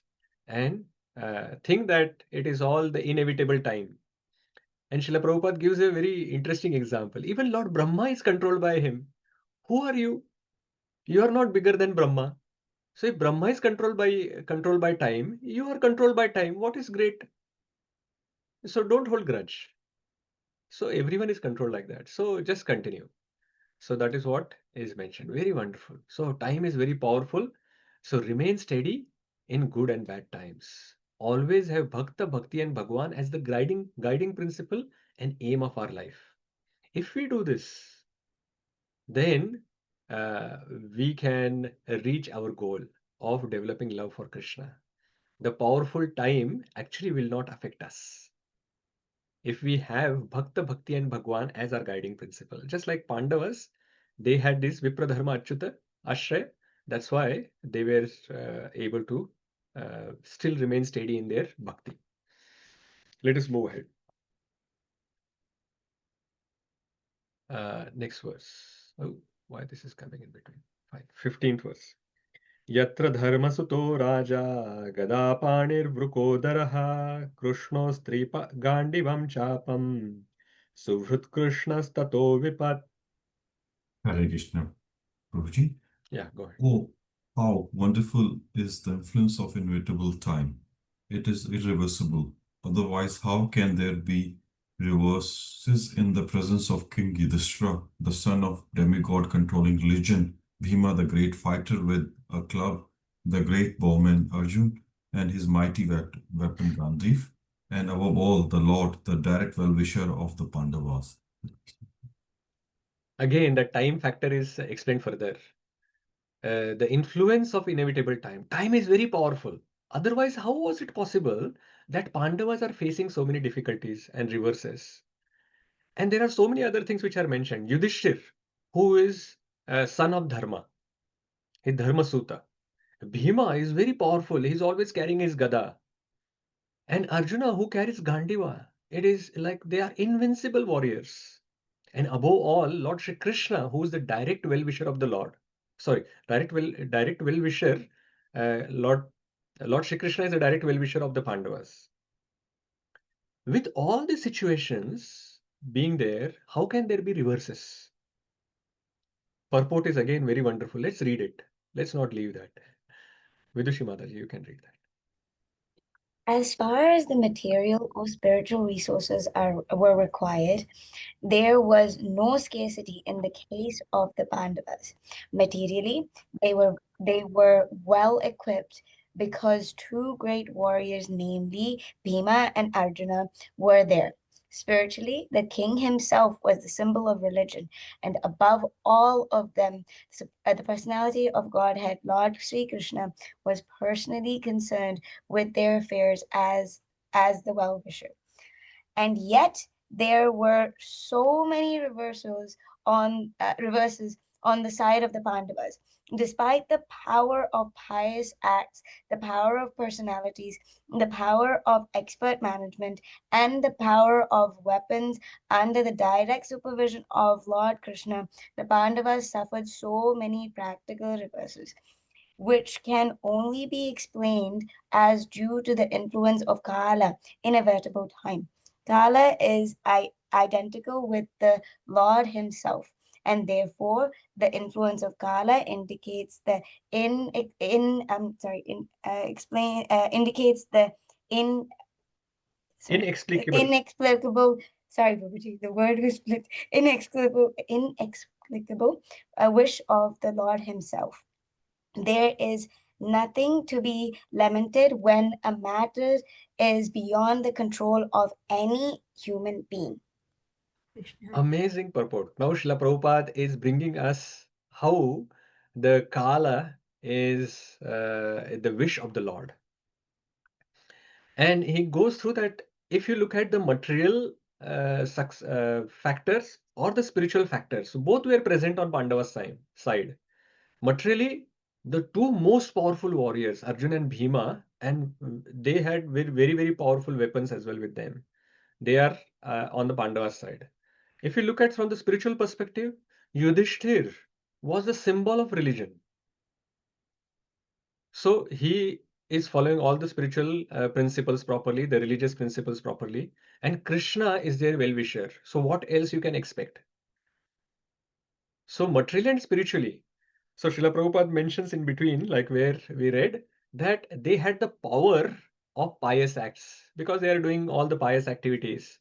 They had the power of personalities, the power of expert management, and the power of weapons. And above all, they had the direct supervision of Lord Krishna. Still, they suffered the reverses in life. This is only possible if it was a wish of the Supreme Lord himself. Because there is no one more powerful than Krishna. So it was not that the time is some other factor which is separate from Krishna, which is more powerful than Krishna, and Krishna wanted to protect the Pandavas, but still he was not able to protect because the time actually overpowered the Lord. No, time is just one of the energies of the Lord. Krishna says in Bhagavad Gita that Kalosmi, he is time himself. So the Lord is time. And here we can see that Srila Prabhupada says Kala indicates the inexplicable wish of the Lord himself. So it is the wish of the Lord that the Pandavas go through these difficult times. Now, why would Lord wish like that? We will see that further. It is coming in the future purports. Let us go to the next verse. Very wonderful verse. न ह्यस्य कर्हिचिद् राजन् पुमान् वेद विदित्सितं यद्वि जिज्ञासया युक्ता मुह्यन्ति कवयोऽपि हि. O king, no one can know the plan of the Lord. Even though great philosophers inquire exhaustively, they are bewildered. Thank you, Mataji. So no one can know the plan of the Lord. Even the great philosophers, they get bewildered. And Srila Prabhupada says in the purport, even Brahma, Lord Shiva, they are not able to understand. So what to speak of Yudhiṣṭhira Maharaj? You can understand. You also cannot understand. So what is the best policy? If you cannot understand, what should we do? So it is mentioned in the purport. Let us read from the middle of the purport where it says the best policy is. Aparna Mataji. The best policy is simply to abide by the orders of the Lord without argument. The suffering of the Pandavas were never due to their past deeds. The Lord had to execute the plan of establishing the kingdom of virtue, and therefore his own devotees suffered temporarily in order to establish the conquest of virtue. Bhīṣmadeva was certainly satisfied by seeing the triumph of virtue, and he was glad to see King Yudhiṣṭhira on the throne, although he himself fought against him. Even a great fighter like Bhīṣma could not win the battle of Kurukṣetra because the Lord wanted to show that vice cannot conquer virtue, regardless of who tries to execute it. Bhīṣmadeva was a great devotee of the Lord, but he chose to fight against the Pandavas by the will of the Lord because the Lord wanted to show that a fighter like Bhīṣma cannot win on the wrong side. Hare Krishna. So here is the answer to Sudharma Mataji's question as well. So even a great fighter like Bhīṣma could not win the battle of Kurukṣetra because the Lord wanted to show that the vice cannot conquer virtue, regardless who tries to execute it. Even a most powerful fighter like Bhīṣmadev cannot win if he's on the wrong side. So to make him an example, Bhīṣmadev, like the Lord organized like this. That is why I mentioned earlier that being a devotee is not an easy job. And especially once we become pure devotees, like these pure devotees, their desires are completely aligned with the Lord's desires. There are no arguments.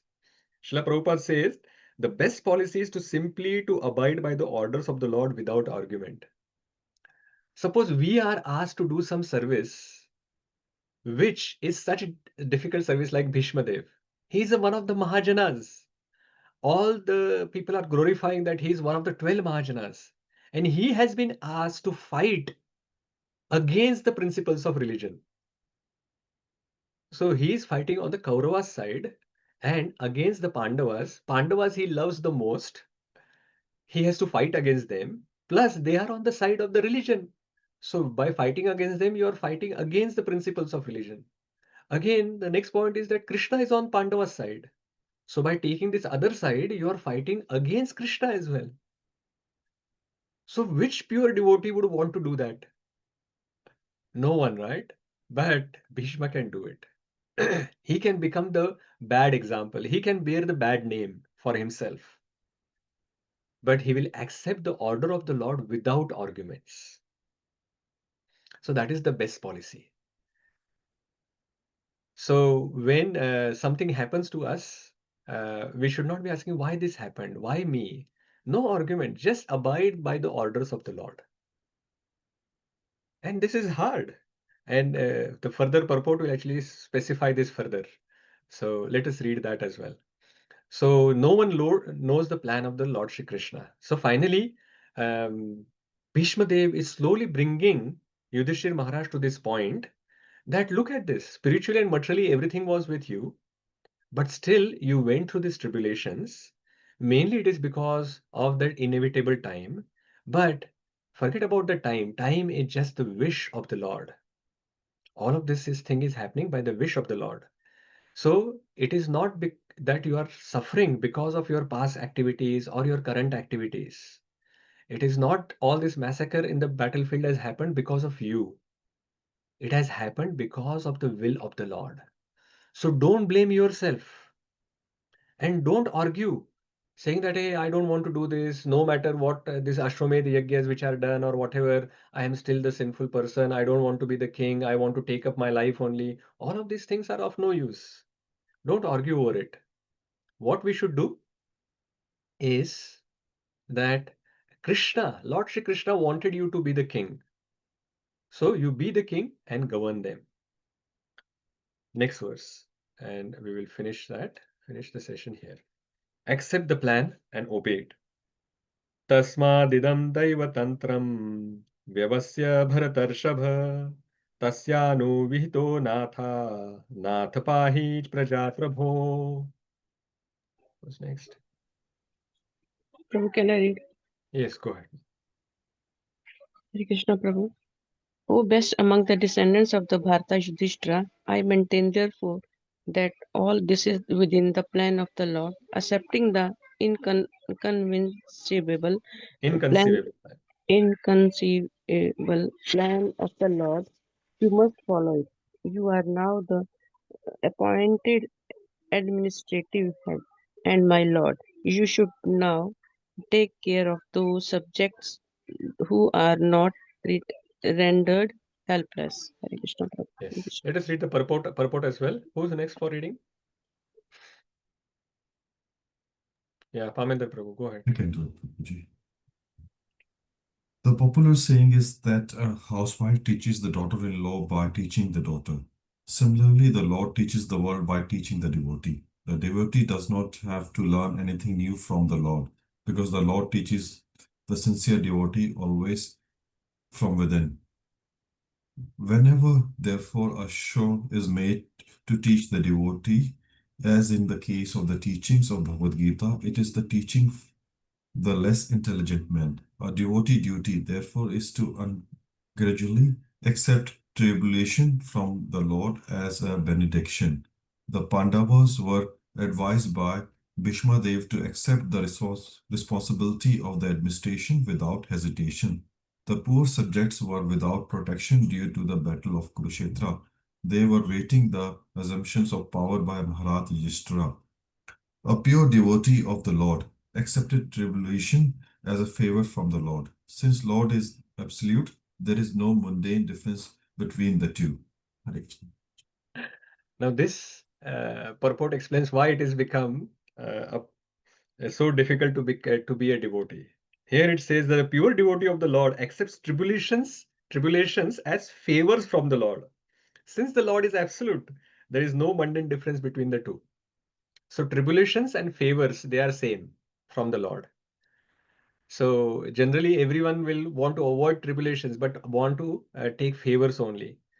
But for the pure devotees, they look at tribulations, favors. Okay, they are coming from the Lord. They are all good for me. So Bhīṣmadeva is explaining to Yudhiṣṭhira Maharaj, all that has happened is within the plan of the Lord. So accept this plan and follow it. You have been appointed as the king by Krishna's plan. So you should take care of the subjects and who are now helpless. Krishna's goal is to establish the principles of religion. He said, right? Yada yada hi dharmasya. Then the next verse as well, he said, Paritranaya sadhuna vinashaya dharma samsthapanarthaya. So he is there for establish the principles of religion. And paradharma is bhakti. So if the king is Duryodhan, then will bhakti be established? Forget about bhakti. Even basic principle of moralities cannot also be established when Duryodhan is the king. A king who is not able to respect a woman, then he can't establish the moral principles. Forget about the bhakti. Krishna wants a devotee king to rule the world so that the subjects will also follow the king and become devotees. And Srila Prabhupada mentions that the popular saying is that the housewife teaches the daughter-in-law through the teaching by teaching the daughter. So when the new daughter-in-law comes, the mother-in-law doesn't want to actually directly give lots of instructions to the daughter-in-law. Otherwise, the relationship will be strained. So what she says that sometimes she will say that she will call the daughter's name and say that, oh daughter, like these pots are not washed properly or whatever, knowing well that the daughter did not wash it. The daughter-in-law had washed it. But by giving feedback to the daughter, then daughter-in-law also learns. Similarly here, to teach the people in general, the Lord makes the devotee as an example. Hence, because you are part of the Krishna's plan to teach the people in general, devotee should ungrudgingly accept tribulations from the Lord as benediction. And that is why Bhīṣmadeva accepted to be part of that plan and fought from the other side, because he is pure devotee. A pure devotee of the Lord accepts tribulations as favors from the Lord. So Bhīṣmadeva accepted that as a favor. From material perspective, his name is tainted. He is now fighting against the devotees. He's fighting against the Lord. He did so many things like that. But no, since the Lord is absolute, there is no mundane difference between the two. That is the vision of Bhīṣmadeva. The famous verse, it says, Tatte anukampam susamikshamaano bhunjana evatma kritam vipakam ridvagvapurbhir vidhan namaste jivetayo muktipade sadaya bhag. So here it is mentioned that, my dear Lord, one who is earnestly waiting for you to bestow the mercy, and whatever difficulties they are coming, they take it as if they are suffering through it. They are patiently suffering and understanding they are because of their own past misdeeds. And while going through it, they are still offering obeisances to the Supreme Lord from Rid, Vag, and Vapu, from heart, body, and words. And such a devotee, if he continues like that, surely becomes eligible for liberation. And it becomes its rightful claim for that devotee. So if you accept the plan, Lord's plan, and obey it, irrespective whether it is tribulations or favors, then it will become our rightful claim to go back to Godhead, to develop the love that we want to develop. Just to finish this, so how can we see tribulations as favors?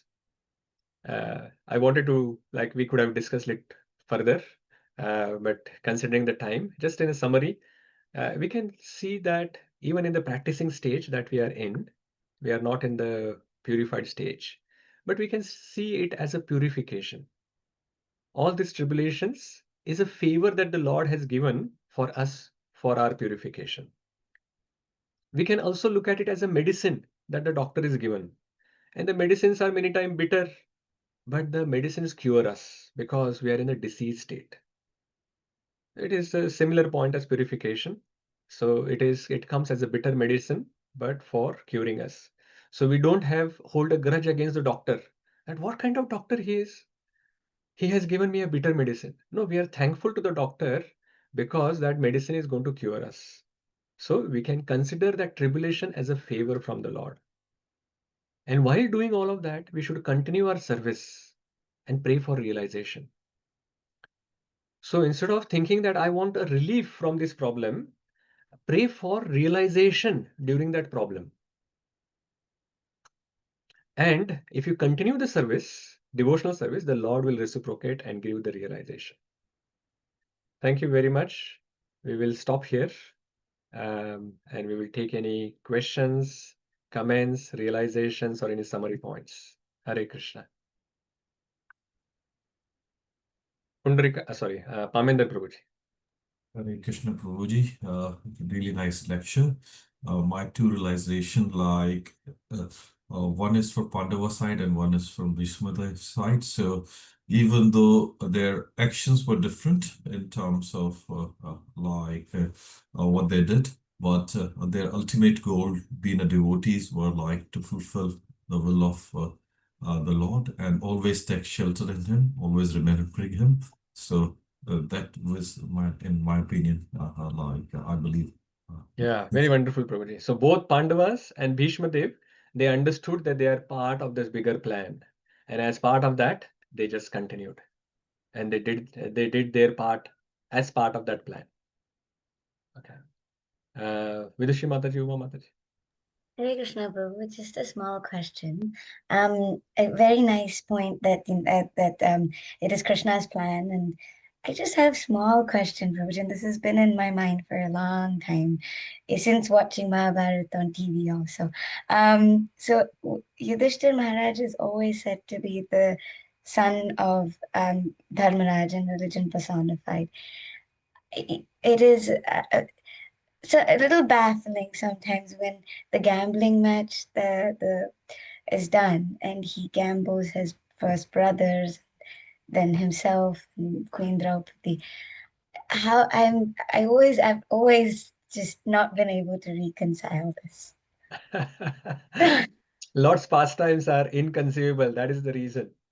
Bhīṣmadeva, being a Mahajan, how can he be part of such a war where he's fighting against Krishna? And he even took a vow that I will make Krishna's vow broken. All of that. So that is their loving exchange. Of course, in Yudhiṣṭhira's case, it is not that it is a part of Dharma that he has done. It is to give us an example that, see, even Dharmaraj, he can also, like if it comes to gambling, because of gambling is such a bad thing that it can influence as great personality as Yudhiṣṭhira Maharaj, and then he can actually just go with the flow and make such a big disaster in his life. If you see that there are very few situations, probably as far as I remember, that is the only one where his own brothers went against him. Otherwise, the brothers are like all the other four brothers are always subservient to Yudhiṣṭhira Maharaj. But this was one place where Bhima and of course others tried to calm down, like Arjuna tried to calm down Bhima, but they always had this in their heart that how can you do like this? And the humiliation that Draupadi went through, oh my God, that has like pierced their heart so much that Yudhiṣṭhira Maharaj can also not forgive himself, and the Pandavas also cannot do that. So that is why we have to, the teaching or the learning that can come from it is stay away from gambling. Even Yudhiṣṭhira Maharaj cannot save himself in that gambling match. So who are we? We are like far away in our qualities from Yudhiṣṭhira Maharaj. How can we save ourselves when that addiction comes? All of these four relative principles, when the addiction comes, it is very difficult to overcome. So stay away. Thank So you, that is what Prabhuji. we can understand. Thank you. Okay. Bharadwaj Rishi Prabhu. Your name came today, Prabhu. Bharadwaj Rishi was there mentioned. You also went there, huh, Prabhu? I wish I can get even 1% of what Bharadwaj Rishi had, Prabhuji. No, it said Bharadwaj Rishi went with his disciples. You are Bharadwaj Rishi Das, right? Yes, So yes, Prabhuji. That's what, even if I get 1% of that quality of Bharadwaj Rishi, so that would be successful, Prabhuji. Prabhuji, thanks for asking, Prabhuji. Prabhuji, my question, Prabhuji, by the way, first of all, today's lesson was like very profound in terms of understanding, how Lord acts and how devotees go through different situations. And in that line, Prabhuji, like, see, we see so many things like, like mm, uh, devotees doing some things or Maharajas doing some things or whatever. So this tells me that, like, we should not judge anyone at all, right? Irrespective of what is the situation, we should not judge at all because we don't know what was the reason behind, right? So it is very difficult, Prabhuji. I think, because of Kali Yuga's, like, it's not just Kali Yuga, not blame on Kali Yuga. It's our anarthas actually make us judge people very quickly, right? Without properly understanding what is the background. We can't even understand what is the background of why they are behaving that way, right? So what should we do, Prabhuji? Like, when we face a yeah, situation like that. very good point, Prabhuji. I think we get confused sometimes between the person and what the activities of that person who has done. And when we start thinking that this activity was wrong, we think that also it is about that person that we are talking about. All the scriptures give so many activities of great devotees, sometimes they have done some small mistakes here and there. For example, Parikshit Maharaj. Parikshit Maharaj actually garlanded Shamik Rishi with that snake. Now, nowhere in Bhagavatam it has been recommended that, oh, what Parikshit Maharaj did was right. It is clearly mentioned that it was a momentary lapse from his perspective. But it is clearly identified that it was an activity which was not correct. Now here Bhīṣmadeva fought from Kaurava's side. It is clearly said that it was to set an example that even if a great personality like Bhīṣmadeva, if he is on the side which is on the wrong side, then he will still not be able to win. So we need to actually understand that scriptures are very clear, that it doesn't confuse between the person and the activities that the person has done. So a person may be a great devotee, but sometimes it is possible that he may momentarily do something wrong, and that wrong is wrong. But that's my But that question, doesn't Prabhu. mean, that the person is wrong. Like a person, we have to actually see overall activities that the person is doing. So, for example, if say suppose a devotee has somehow or the other fallen down, we can't say that अरे नहीं नहीं कोई बात नहीं चलो fall down होता ही रहता है, so that is okay or whatever. No, we want to make sure that no one else falls down. But at the same time, the person has been a devotee for so many years. And Krishna says that even if someone falls down, sadhur eva hi mantavya. He is still a sadhu. So we have to accept them as a sadhu and we have to have our behavior with them like that. In my own life as well, I have seen that there are some ups and downs where we can actually see from other devotees. And sometimes um, we can actually see that, oh, this action was not right. But that doesn't mean my behavior with that devotee will actually change completely. The behavior, because we have to see the overall, what kind of service that devotee has done for so many years for Srila Prabhupada's movement. And just by one action, we can't say that, okay, now he is a bad person and now he's written off. So this is what we have to understand. So judging and there is like making sure that we understand the difference between the activity that the person has done, which is wrong, but at the same time, we still have our behavior with the devotee, unless that person is repeatedly doing some activity and that association is is not going to be helpful for us. In that situation, we can actually respect that devotee from a distance. So multiple things. First of all, anything that is not correct, if we see that, then we can always understand that the activity is not a recommended activity for devotees. But we should still identify that the devotee has many years have done the service and recognize that, and our behavior with that devotee should be like that. In situations where that association is not good for us, then we can just respect them from the distance and let the authorities who are supposed to look after that, they look after that situation and not get involved in those things by criticizing others and talking to others about, oh, this devotee has done that devotee has done that. That is nothing to do with us because that is just contaminating us. Is that making sense, bro? Yes, thank you, Prabhuji. But I think my question was like, yeah, it really made sense, Prabhuji. Thank you for that. We should separate the person from the activities. But now, in what we have seen in this chapter, is that we should not even judge the activity, right? Because see, these activities, why they were performed, we don't know what influence. Is it the time's influence or is it the Maya's influence? Or like, when we don't know the activity itself, what is the real reason behind the activity itself? So we should not even be judging the activity. Yeah, Prabhu, I think then we are taking it too far. For example, if we do not judge the activity, for example, again going back to that Parikshit Maharaj garlanding Shamik Rishi with a snake. And if we say that actually Parikshit Maharaj has done this, that means it is right because we are not judging the activity No, I from mean, the perspective it is not good or bad or whatever like that.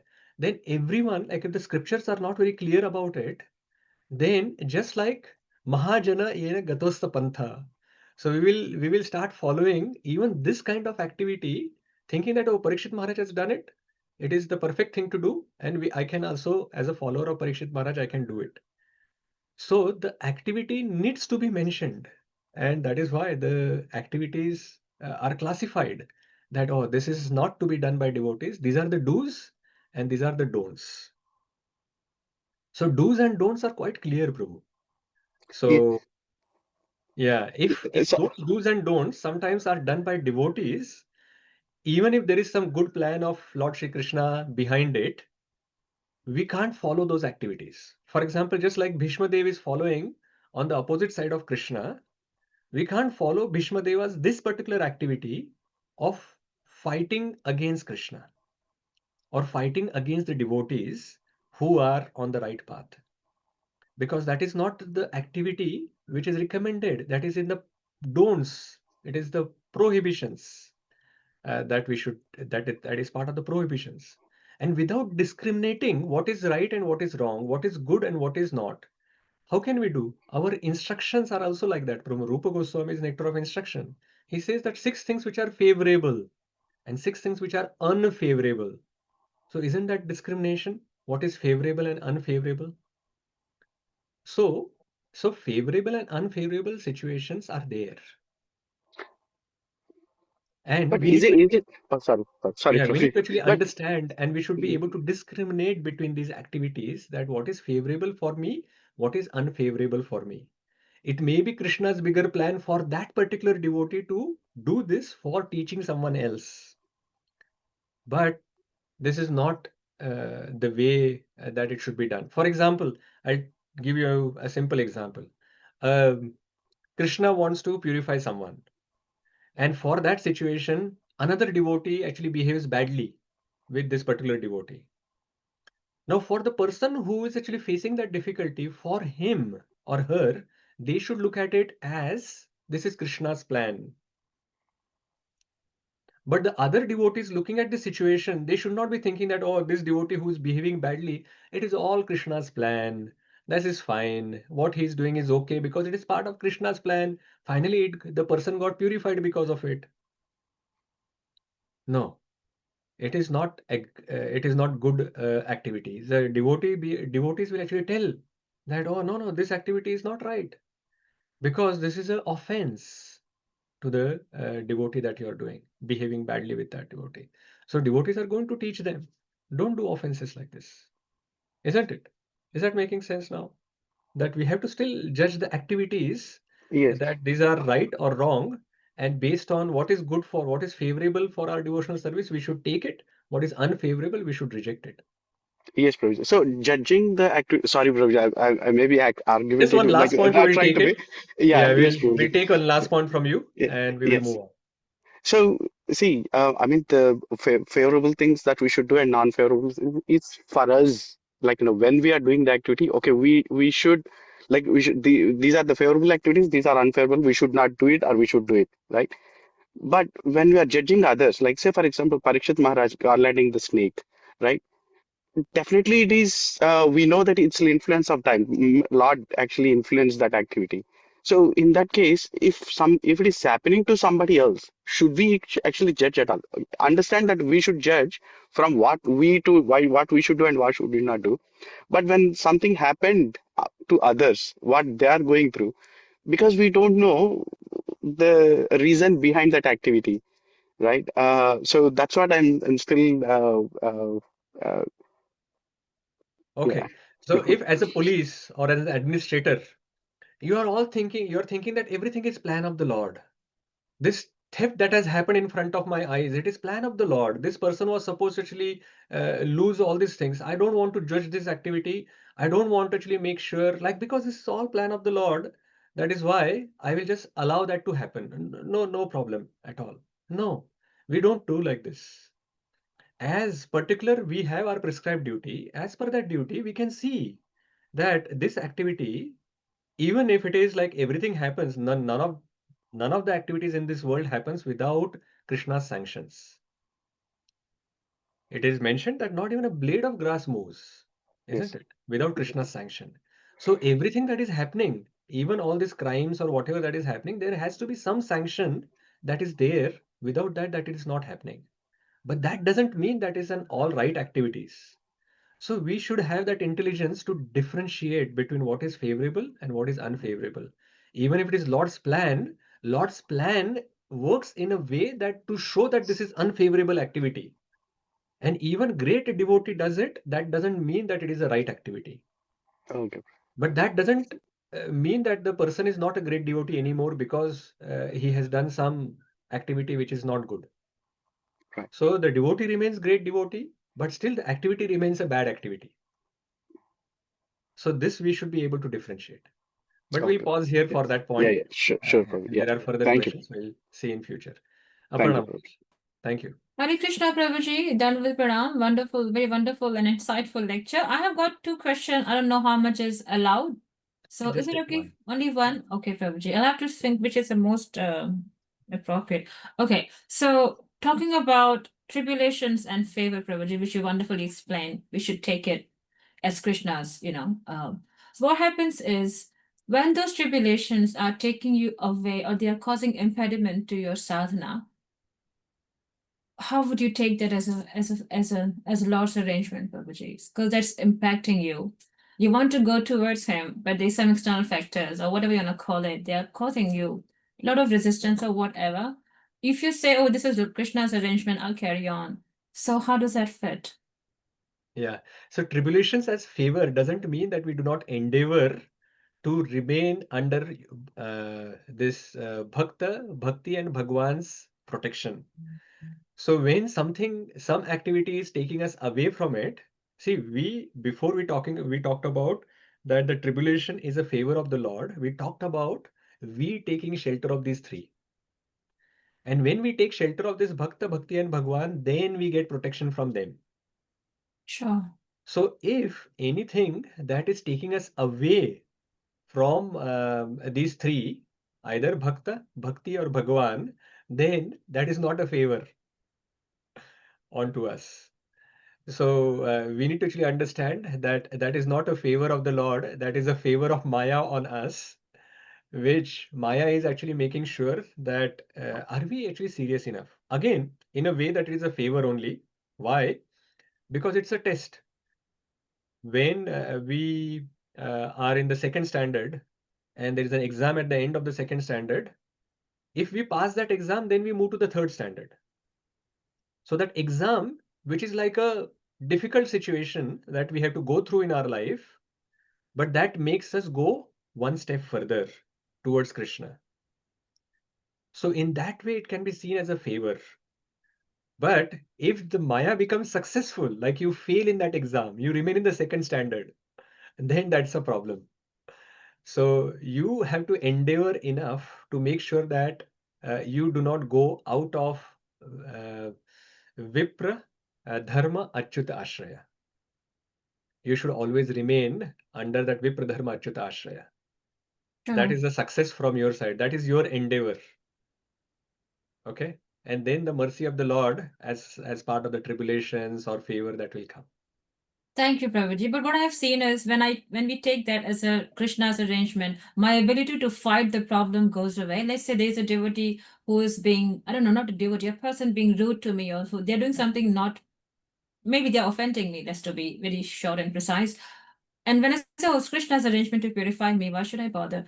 I would do nothing to change it or to challenge it or to even share it with anyone else. So that is a very common thing I have noticed. But that's fine. I think this example is different than your previous example. Previous example was taking you away from Krishna. That was a different example. In this example, if someone is doing like this, yeah, you can just tolerate it. Don't fight with him because there is no point in fighting with a person like that.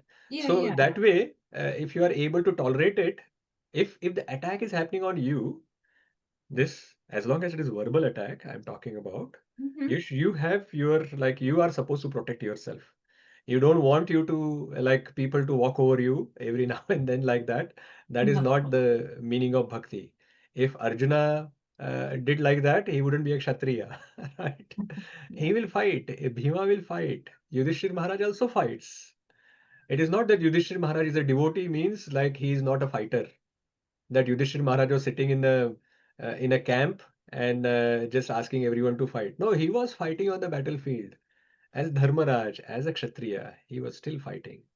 So depending on what is our nature, we can understand that what should be done, but at the same Yeah. time, understanding our nature, we still have to act as per the nature, but going towards the goal.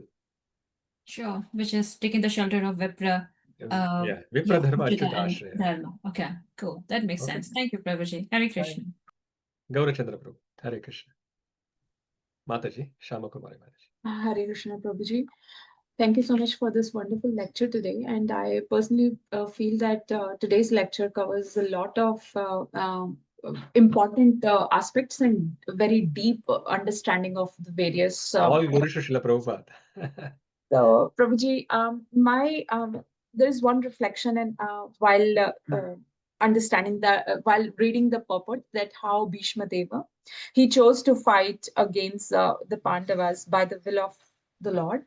So similarly, Arjun at the battlefield was not willing to fight, and he fought to give pleasure to Krishna. So it's like it's so hard to. That means that in our life, many times there are situations which are really hard to handle. But then, if we understand what is the will of Krishna in this plan, and then we can, if we go ahead with that, and that is all auspicious. But now what happens, Prabhuji, that sometimes something happen in our life which are very difficult to relate to this particular line which is given in this purport, that there is nothing to be lamented when a matter is beyond the control of a human being. So many times there are so many situations which are not in our control, but still it happens, and then it leaves certain sort of trauma or heartbreak, and it is very difficult to come out of that situation, even though we read so much of philosophy and we hear from the pure devotees as well many times. But my question is that, Prabhuji, is it that these kind of situations which are beyond our control and they happen in our life and we cannot stop ourselves from lamenting it, is it because that we are not that advanced now, at this particular point of time? We're not that advanced, that's why we are not handling them properly, and we should just think that, okay, maybe it's my karma. And for pure devotees, it's like tribulations, and the good and bad times are just coming from Krishna. But for us, like a person like me, if the bad time is happening, it's because of my karma. Yeah. Can you repeat that question? So many things are, Prabhuji, going on. No, I'm just joking because it was a long question. Yes, sorry, Prabhuji. I mean, first was reflection. Actually, I didn't separate. Yeah. That reflection is very good. Actually, from my perspective, from my limited understanding, for me, it looks like that Bhīṣma's situation is even more difficult than Arjuna's situation. Arjuna is actually fighting from the righteous side, and he accepting Lord's will to fight, he became glorious, right? But Bhīṣmadev accepting Lord's plan and fighting on Kaurava side, it has become like a question dhabba on for his character. the time. Yes. So it is so difficult for Bhīṣmadev to accept this Lord's plan and fight.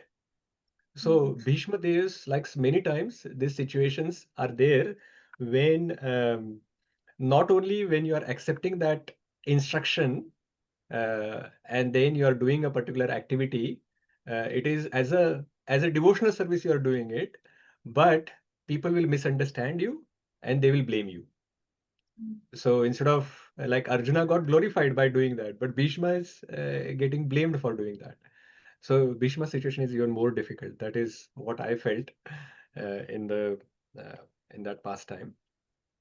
And how sometimes when these difficulties come, you're saying why we do not see that as a favor. Is it because we are not advanced enough? Yes, actually that is the truth. Because of like the mode of passion and mode of ignorance and mode of goodness as well, material mode of goodness. while that is there, we are still conditioned and we want to be free from vipada. We do not want vipadas. We are not at the Kunti's level where Kunti is asking for vipada. We are at a situation where we want all these vipadas to be taken away from our life. So because we are in that situation where we have this duality in our mind. Duality means something is good, something is bad. This is giving me happiness, this is giving me unhappiness. When this duality is that is there in our mind, then we are still in material consciousness. That is why throughout the Bhagavad Gita, Lord Shri Krishna asks us to become Sthita Prajna. And it is not only the second chapter he talks about Sthita Prajna. Throughout Bhagavad Gita, once I actually went through all the Bhagavad Gita, 700 verses, just to see how many places he has given this instruction to become equipoised, like that. And I found so many verses, probably around 37 or 40. I don't remember now. I still have that written, that all these verses are there in Bhagavad Gita, which it's a repeated instruction. All 18 chapters by Krishna. Why? Because he's saying that, Arey bhai, you are on this material platform. You are always thinking on this dual platform. You are not able to think on the absolute platform. First of all, before you actually think about these big things about spiritual things, first come to this stage of equanimity. Come to this neutral stage from this material platform where you are not thinking about duality anymore. Then you can actually think about spirituality. Right? So this is the challenge that we are in. We are always thinking that these issues which are there in our life, they are bad, and something good happening in our life which gives me happiness, they are good. So because of that mentality, we are repelled away from the vipadas, and we want all these things which will give me happiness. And because of that conditioning that is there, we are always thinking that these tribulations are not giving me any favors of the Lord. But the pure devotees are not like that. And that is why for the practicing devotees, we gave this some suggestions that how they can see them, right? That how we can see these tribulations as favors. We are not at that stage where we can see tribulations as favors. That is why we can do this practice, a sadhana, where some tribulation come, we can see that, oh, this is only for my purification.